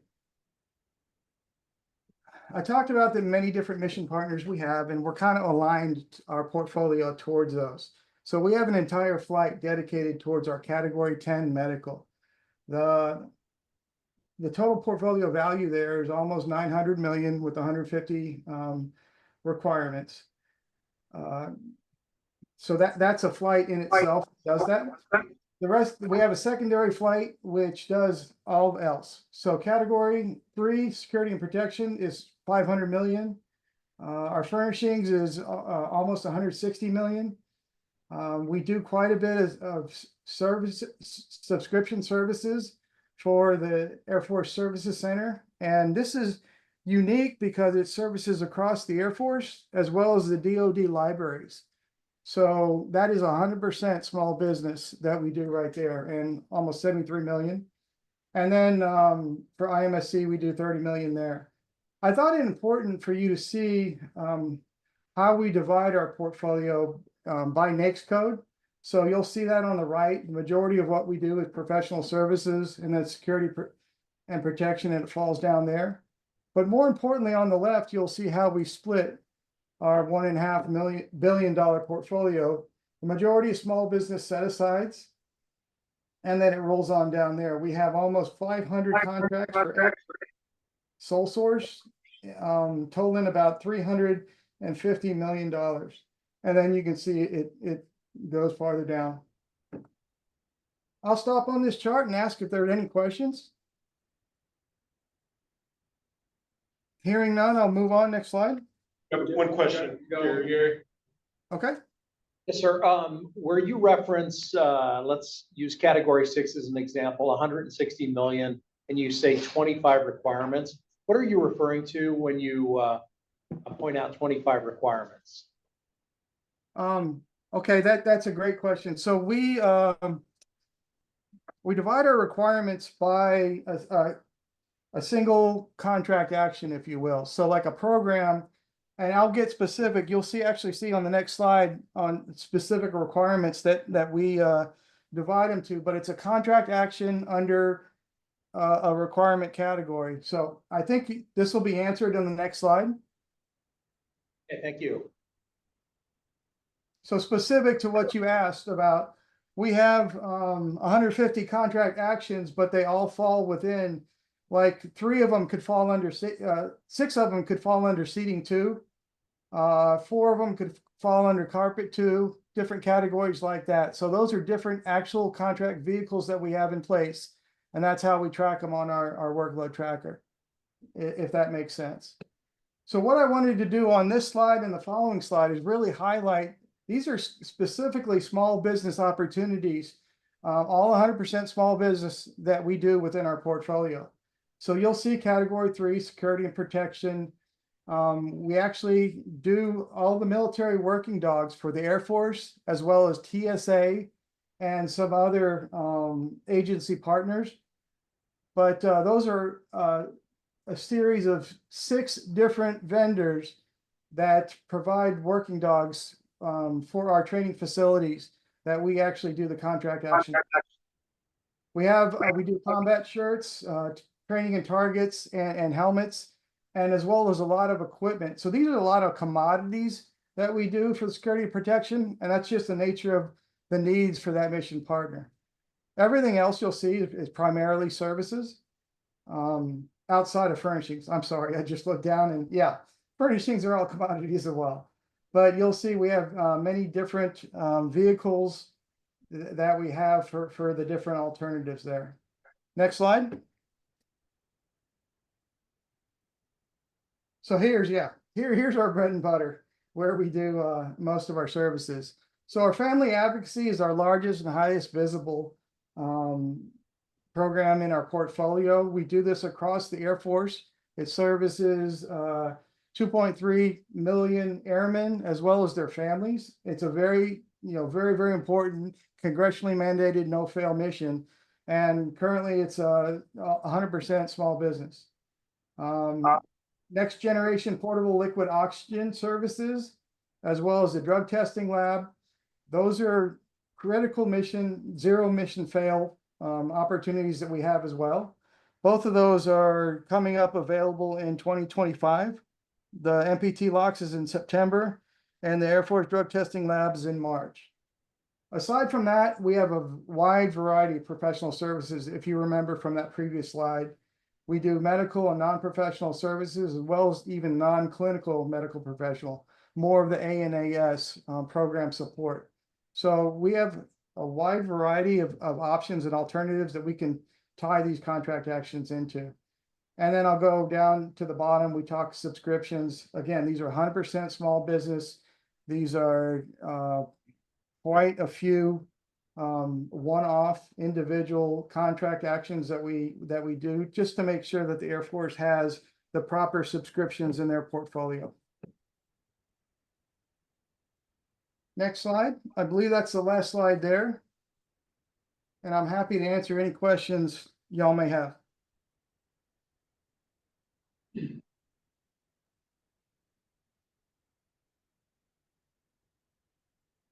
Hi, Gary. I'll turn it over to you, Greg. Thank you for your time. Just have one question. In light of networking and opportunities, is there like a medical conference annual that the medical community holds annually that organization interfaces with or DHA? Unfortunately, so we work for the Surgeon General and we handle the readiness portfolio. There is no medical conference that I'm aware of that in the 5 years that I've been here at the unit. I will tell you there is a major conference for the furnishings, but that's the only mission partner that we have that primarily has a big nationwide event like that. Thank you for that, Gary. Appreciate it. Thank you. All right. Thank you again for your time out here. So We're still really ahead. We're gonna press. Melanie, you can try. Yeah, Melody's on. Melanie, are you available? Yes, sir, I am, if you're ready. Yes. Thank you. Awesome. Good afternoon, everyone. I'm Melody Taylor. I'm the Chief of the Lifecycle Training Flight at the 338th Enterprise Sourcing Squadron. And I'm here to brief you about our opportunities for small business and small disadvantages business within the 338th ESS. Next slide. I'm going to discuss the overview for the 338th ESS Enterprise Sourcing Squadron, our current contracts, and our future contracts. Next slide. As I said, I'm the chief of the life cycle training flight. So we have three flights within our, three buying flights within our squadron. I'm over the life cycle training flight. Our mission is, we have a full spectrum of services and supplies for the Department of Air Force. We recruit, training, education, innovation, next generation solutions for pilots, survival and warfare training. Then we have the international training flight with our foreign military. The acquisitions and management, they oversee production of aircraft and pilot training, and they support over 150 countries worldwide. We also have our mission support flight, and this flight is they do competitive source selections, and they have the AETC BOSS operation support contract, as well as the Air Force Wide Wing Fixed Aircraft Maintenance Service contract, the AFIMSC. Within the 338th ESS, we have a $22 billion portfolio. We are located at Joint Base San Antonio Randolph, and our mission is to support and acquire training solutions for warfighters. So we're focused on making sure that we have capable and prepared warfighters to support the Department of the Air Force mission. Our partners, as you can see, the mission partners are anywhere from headquarters AETC, the Air Education and Training Command, Air Force Personnel Center, 19th Air Force, 2nd Air Force, Air Force Security Assistance Training, AFSAT, that is our foreign military mission partner. And next slide, please. All right. This is just an overview of some of our current contracts that we have. As you can see, the three different flights, we're really busy supporting our different mission partners. Within the life cycle training, we do have anywhere from our introductory flight training contract to, which is a $232 million with a small business subcontracting plan. We have our flight position contract, which is an 8A set aside at $1.8 million. We have our flight training operations support graduate eval contract, which was an 8A set aside. We have our weapons system support contract, which is a small business set aside at $40.7 million. Our graduation training integration management system, which was a $76 million small business set aside, as well as our large business national advertising and marketing contracts supporting AFRS. Underneath our international training flight, which is a $2.9 billion portfolio, we have our multi-aircraft aircrew maintenance training, multiple award IDIQ, and that has 8 small business awardees with a $193 million ceiling. We have our International Military Student Support Service single award IDIQ. That one was an 8A direct award for $8.8 million. And we have various English language training programs to support the 150 different mission partners across the world. Mission Support Flight, they have a $16 billion portfolio, and they have the Base Operations Support Contract, the BOSS. Out of the 5 bases that we support, all $1.4 billion of that is small business set aside. To include, we have Laughlin Air Force Base at think it was 99 million 8A set aside. So we are definitely pushing small business, and we appreciate our small businesses here at the 338th. We also have the Aircraft Maintenance Service MAC IDIQ, and they do have one small business on that contract. So any questions about this so far? If not, we'll go to the next slide.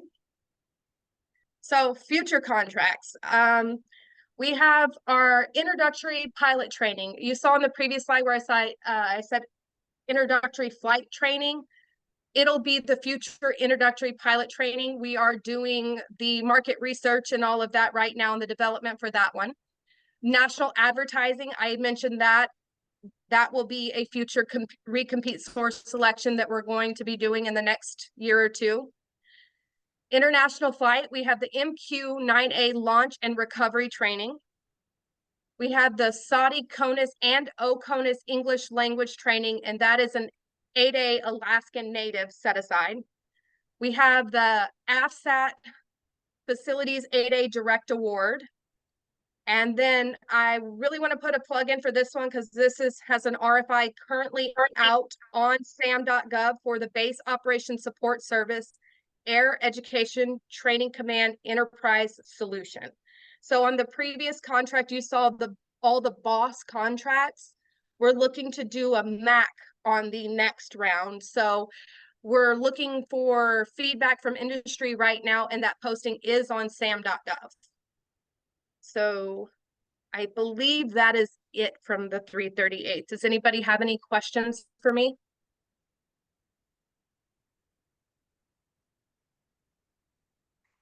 Melanie, Greg Santiago here. I have the same question I had for Gary. Any type of industry events that you know of that your organization teams with or attends that supports a lot of your mission partners?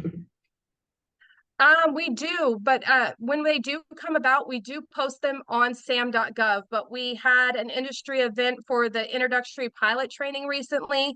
I know that BOSS Operations Support Service, they're looking to probably do a virtual industry day on that one as well.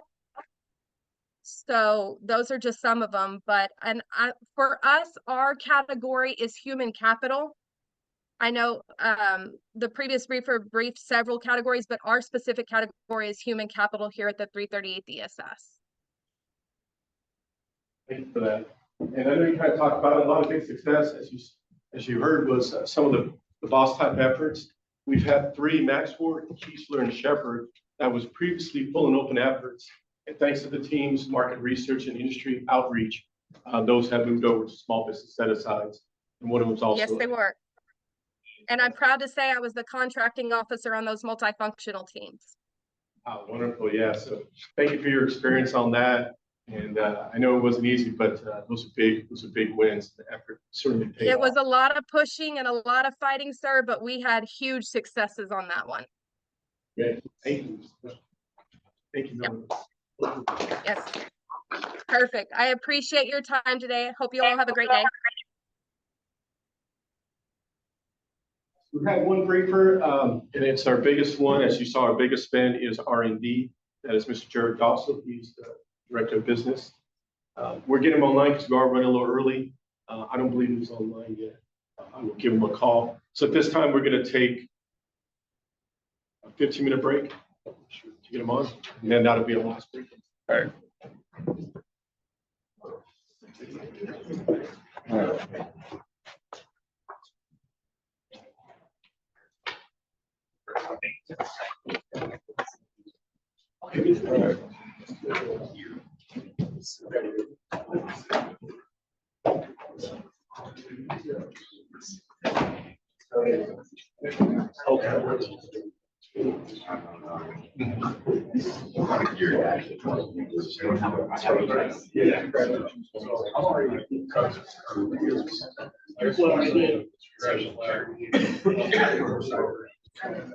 So you made it, yeah, that's it always happens.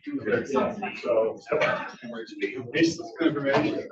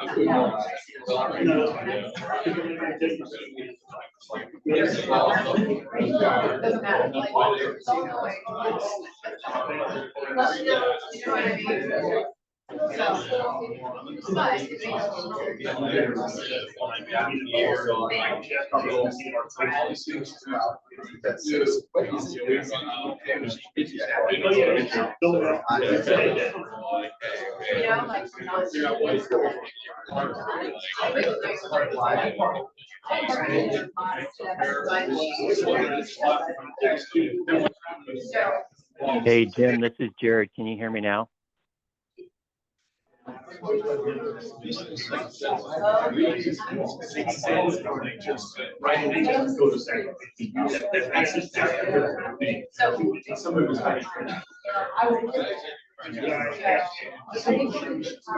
Mr. Mason Brink, can you hear me?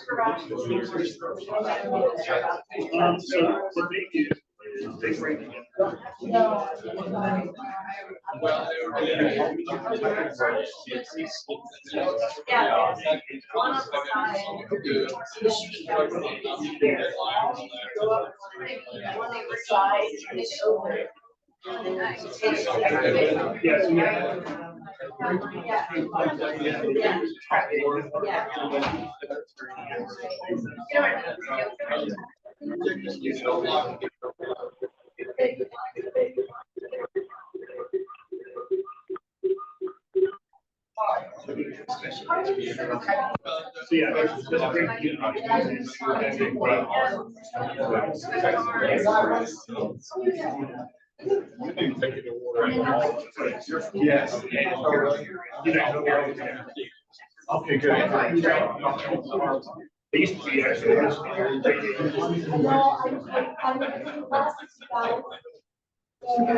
But yeah, I would say definitely.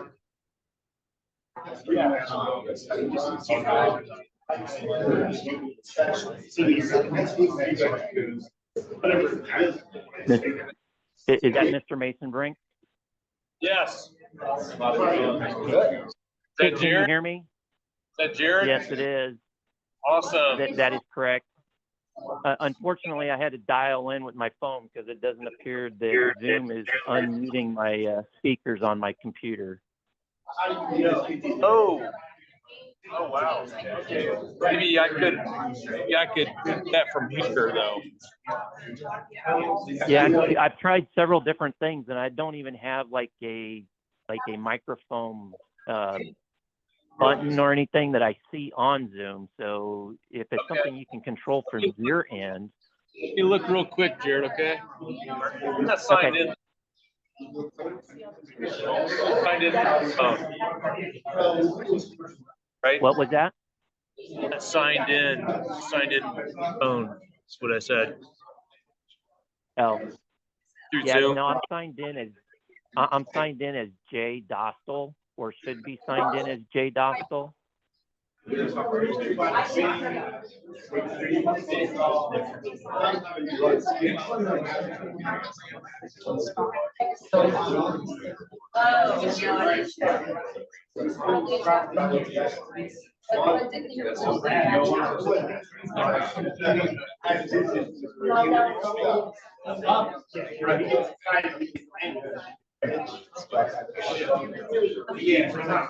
Signed in as an attendee instead of a panelist.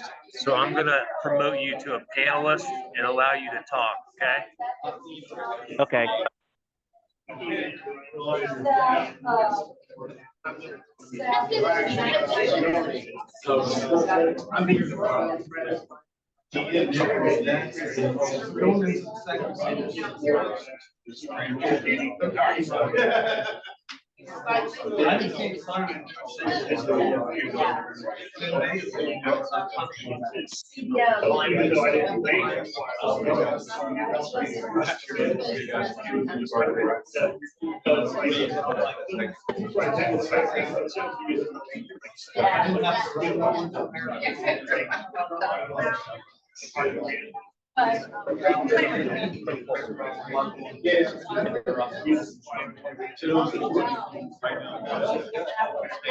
Should be ready to go, but we're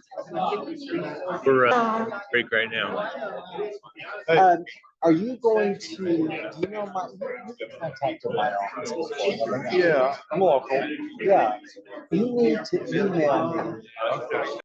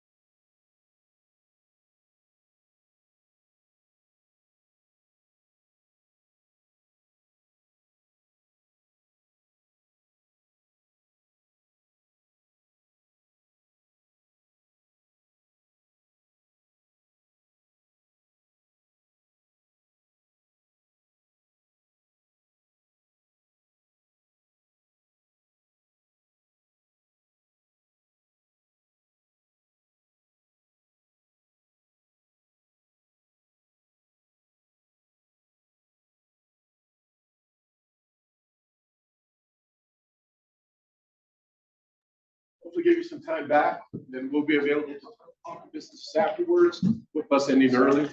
Our next briefer is Mr. Jared Dossel. He's the Director of Business Operations, 774 Enterprise Sourcing Squadron out in Omaha. They're a big supporter, proponent of DTIC's requirements. So without further ado, Mr. Dossel, the floor is over to you. All right, first, I want to make sure that everyone can hear me since I've had some technical issues on this end. Yes, I can hear you. Excellent. All right, so as Greg identified, my name is Jared Dostal, and I am the director of the 774 Enterprise Sourcing Squadron. If you go to the next slide, what I'm going to touch on is a little bit about the 774, what our mission vision is. I'll talk a little bit to how our squadron is set up.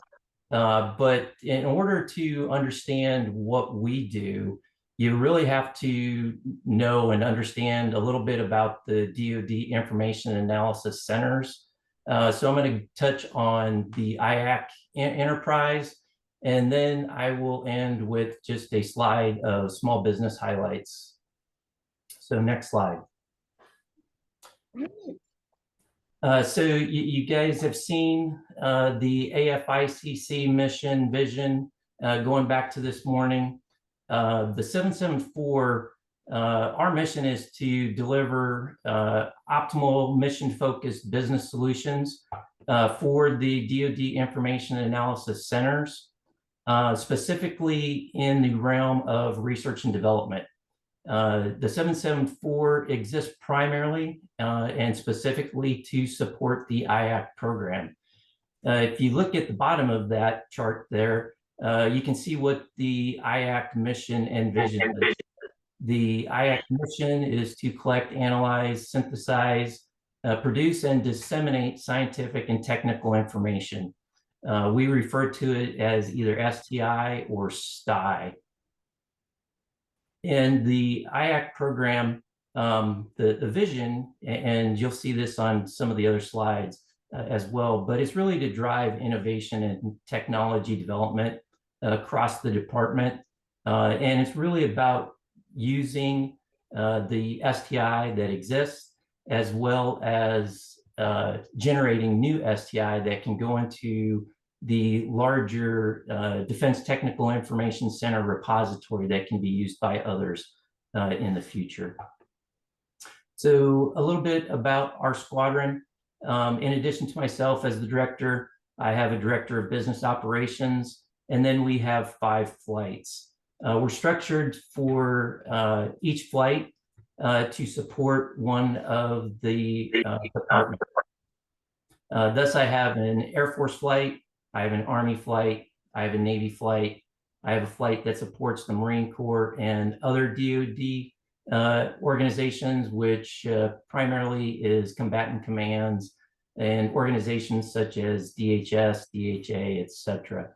I also have what we refer to as an acquisition support flight. They kind of do all of the everything else behind the scenes that helps the squadron run on a daily basis. At any given time, the 50 individuals that are currently in the squadron are managing about an $18 billion portfolio. So what does that all mean, and what is the IACS? If you go to the next slide, the DoD IACS, the first one was established back in 1946. This actually came about as a part of the chemical propulsion information that the United States captured during the war from Germany. They have evolved over time as far as numbers and focus areas, but they always have provided the same thing, which is rapid access to relevant scientific and technical information that supports the DoD missions. Help utilize that existing STI, like I said, to drive innovation and develop material solutions for those requiring activities and the missions that they have. There are currently 22 different technical focus areas.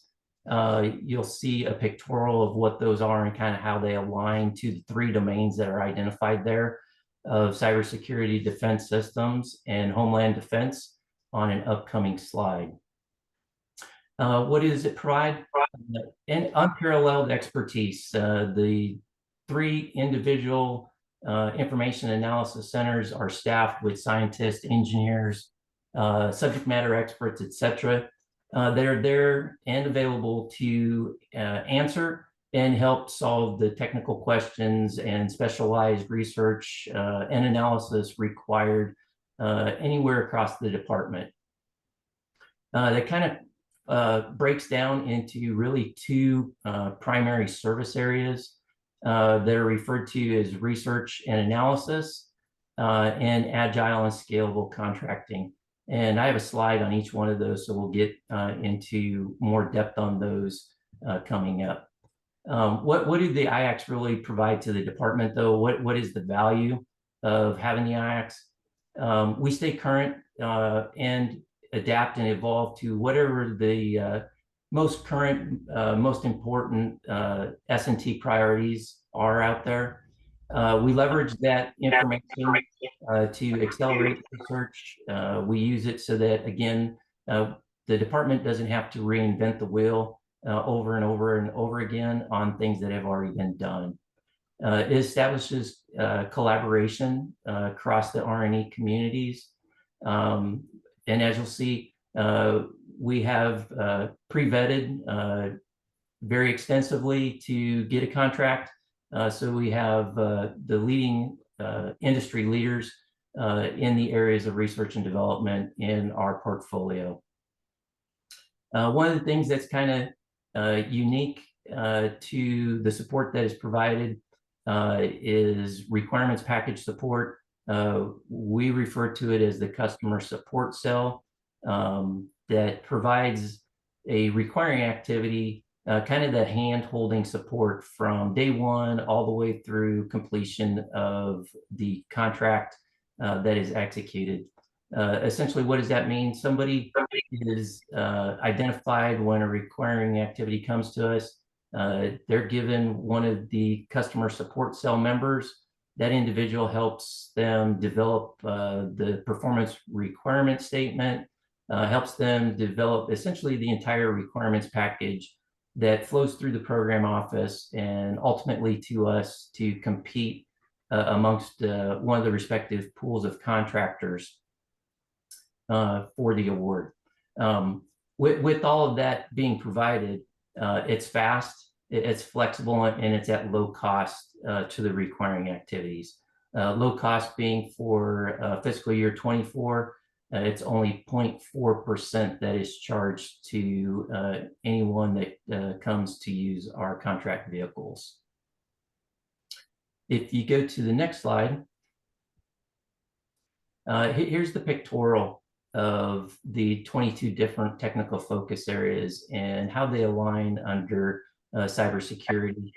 Naturally, everything there, as you can tell, relates to software, cyber, modeling, simulation, etc. Defense systems, just as the name entails, focuses around defense systems and the things that support defense systems within the department. Over time, survivability, vulnerability, advanced materials, and RMQSI have historically been our largest focus areas.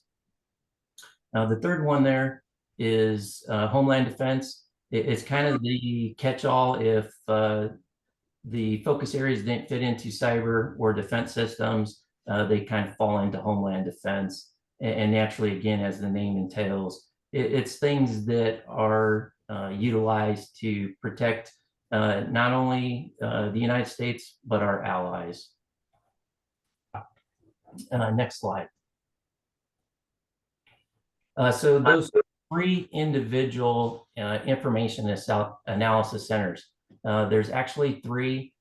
They are operated essentially independently, but the key to note here is they're operated under a single contract by a small business. It's a single award IDIQ contract vehicle valued at $94 million. And the small business that provides the support is responsible for those analytical services. Can be, short, long-term services, and they're kind of broken down into three primary areas.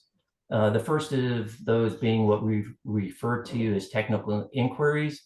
And this is for anyone out there in the department, academia, et cetera. They can contact one of the individual IACs via email, phone call, et cetera, and just kind of ask, I'm looking for information on X, whatever that might be. Has anything ever been done before, and what information already exists? That service, up to 4 hours, is provided under the contract free to the customer. And it provides things such as, the data that comes out of the repository of information. They might provide a model or some kind of, analytical report that's already been done to assist that customer in answering their question or kind of getting them in the right direction of where they need to go. Anything that would be more than 4 hours of support, we kind of have what is a mid-tier level. This would actually result in the requiring activity providing the funding to execute a task order to the small business. These are things that can go up to a maximum of $50,000. And it's just a little bit more extensive research, maybe a little bit more analysis that needs to be done to provide that detailed information or an actual solution to the customer based on the request that they have come forth with. If it's something that's going to take a little bit longer in duration, going to definitely be more than $50,000. We have what we refer to as specialized task orders. These are for requirements up to $1 million and up to 1 year in duration. And again, this might be something that definitely takes a little bit more involvement. The small business might have to go out and buy some material, put a prototype together, test it, do the analysis, provide a report on the results, et cetera. But all things that can be done by the small business within any of the three information analysis centers across all 22 focus areas. Next slide. Once you kind of get above what is just the day-to-day operations or those core activities that we refer to under the individual information analysis centers, you get into what we refer to as agile and scalable operational R&D services. This is essentially our multiple award IDIQ contract environment that was awarded in September of 2018 for a 9-year period, and we have a $48 billion ceiling under it that we can execute under. We have 25 contractors across 3 different competition pools that can do the research development, testing, evaluation, et cetera, across all 22 focus areas. It allows for different types of task orders to be issued under the contract, but to date, about 99% of those have all been cost plus fixed fee. There's no minimum or maximum, and periods of performance can be up to 60 months in duration. Again, this is requirements that are defined by the requiring activity, funded by the requiring activity. Just as they will start by looking into the repository of information to see what STI is already done, so that it kind of kickstarts the process and they don't have to redo anything that's previously been done. And anything that is done under these task orders generates new scientific and technical information that also goes into that repository. Performance can be anywhere across the spectrum, classified to TS, SEI classifications. It can be anywhere CONUS or OCONUS. We actually have individuals under contract in multiple places around the world. And again, only 0.4% customer shared direct cost in FY24. That percentage varies slightly from year to year, and the rate for FY25 has not been established yet. Next slide. So here are the pool of contractors in 2 of the 3 pools. And I'll kind of brief pool 3 first. This pool entails requirements across the 22 technical focus areas, but really involves a contractor having to perform in a biosurety level 3 laboratory or some kind of secured laboratory, because this is really individuals that are definitely, working day to day on things in white uniforms where, if they make a mistake or something isn't done correctly, they can have a very bad day. There's only 4 contractors within North America that have obtained that level 3 surety classification via the Army for their laboratories. We have 3 of those contractors in this pool. They can do work across, again, any of the 22 focus areas if it entails a lab at any dollar amount. Pool 1 then entails performance of all 22 focus areas, things that do not include that lab requirement, and are of value based on the government estimate over $15 million. And as you can see in the blue area there, the contractors that we have in that pool that compete for those requirements. The big thing and the key for this group is, if you go to the next slide, we do have a separate pool for just small business set-aside competition. This is for requirements under $15 million that do not require the use of a lab across any of those 22 focus areas. So when a requirement comes in, based on the government estimate, if it's $15 million or less, it automatically, regardless of the focus area or areas that will be executed, go to this pool for competition. The thing to note for your awareness is as we move forward, we're currently we're in the process of doing what's referred to as an on-ramp to the current IAC-MAC construct. And we are seeking, or will be seeking, to award additional small businesses into this pool, as well as into pool 1. Almost essentially, as soon as we get done with that acquisition, we will be moving into the market research phase for the follow-on acquisition of the IAC-MAC as a whole. The goal is to probably have a request for information out sometime yet this calendar year, and start the process to be able to release a request for proposal on the IAC-MAC follow-on probably early summer to late summer of 2025, with the goal of having a new contract in place sometime in 2026. And if you go to what I believe is my final slide, this is just, and I won't go through all of these. You guys can definitely read them, or you'll be able to go through them in more detail when you get the slides.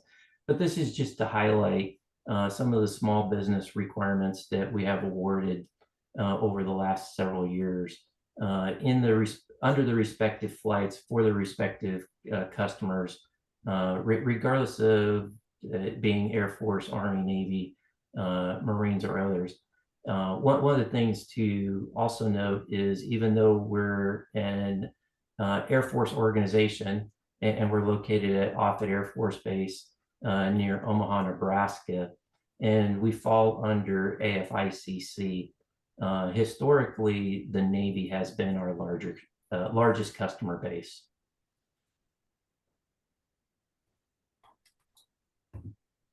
And with that, do you guys have any questions for me?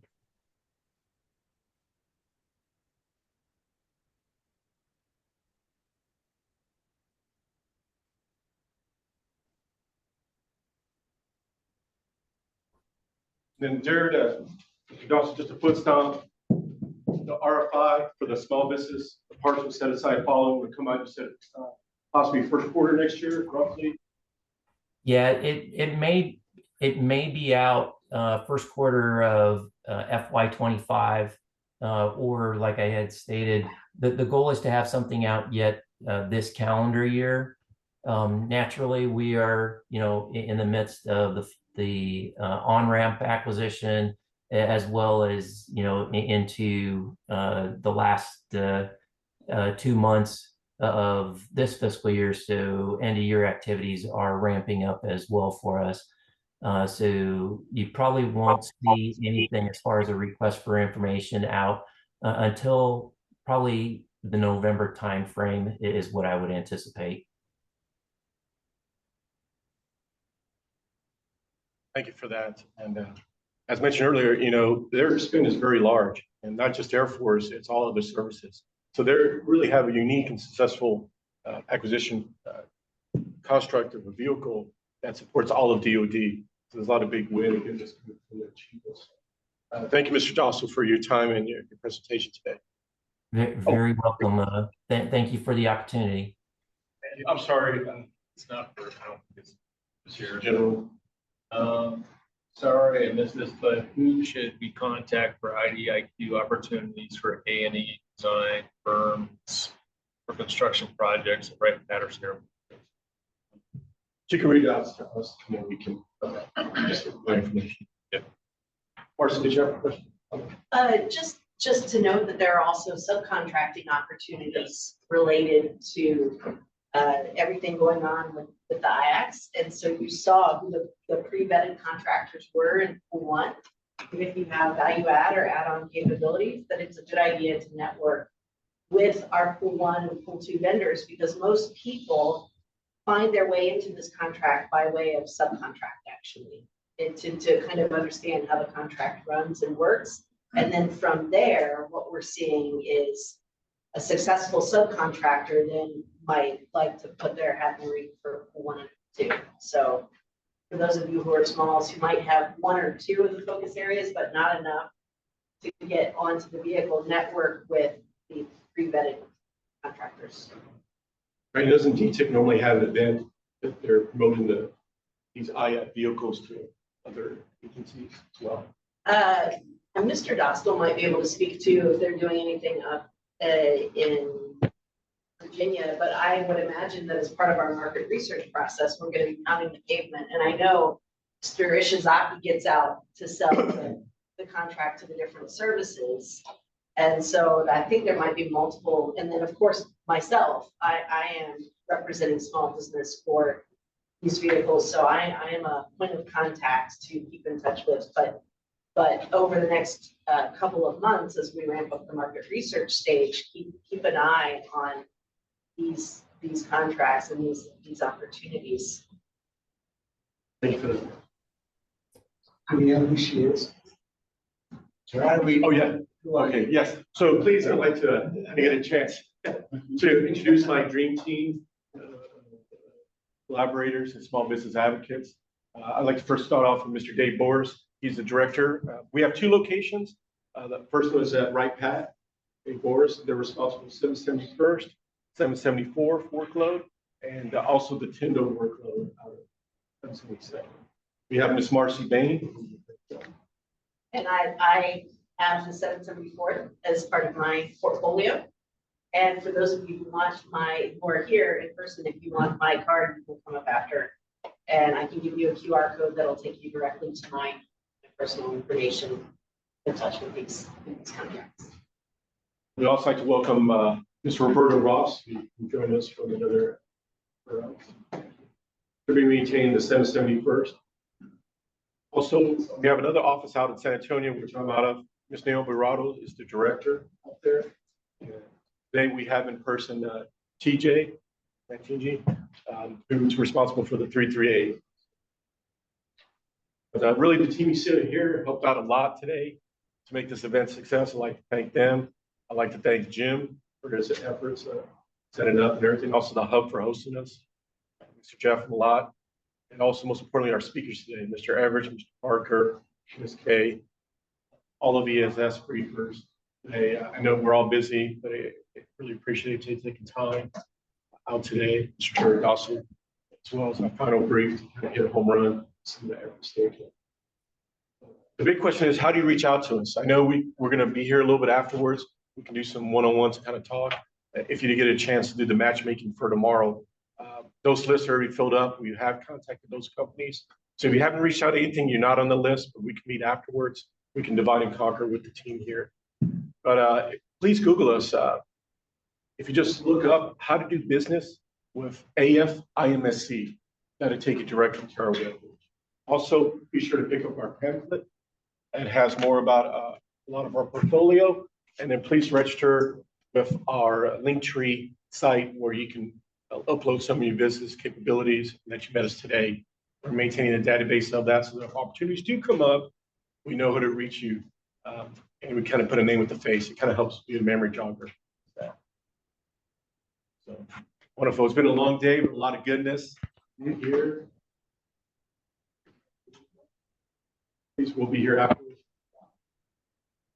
Thank you. Nice job, man.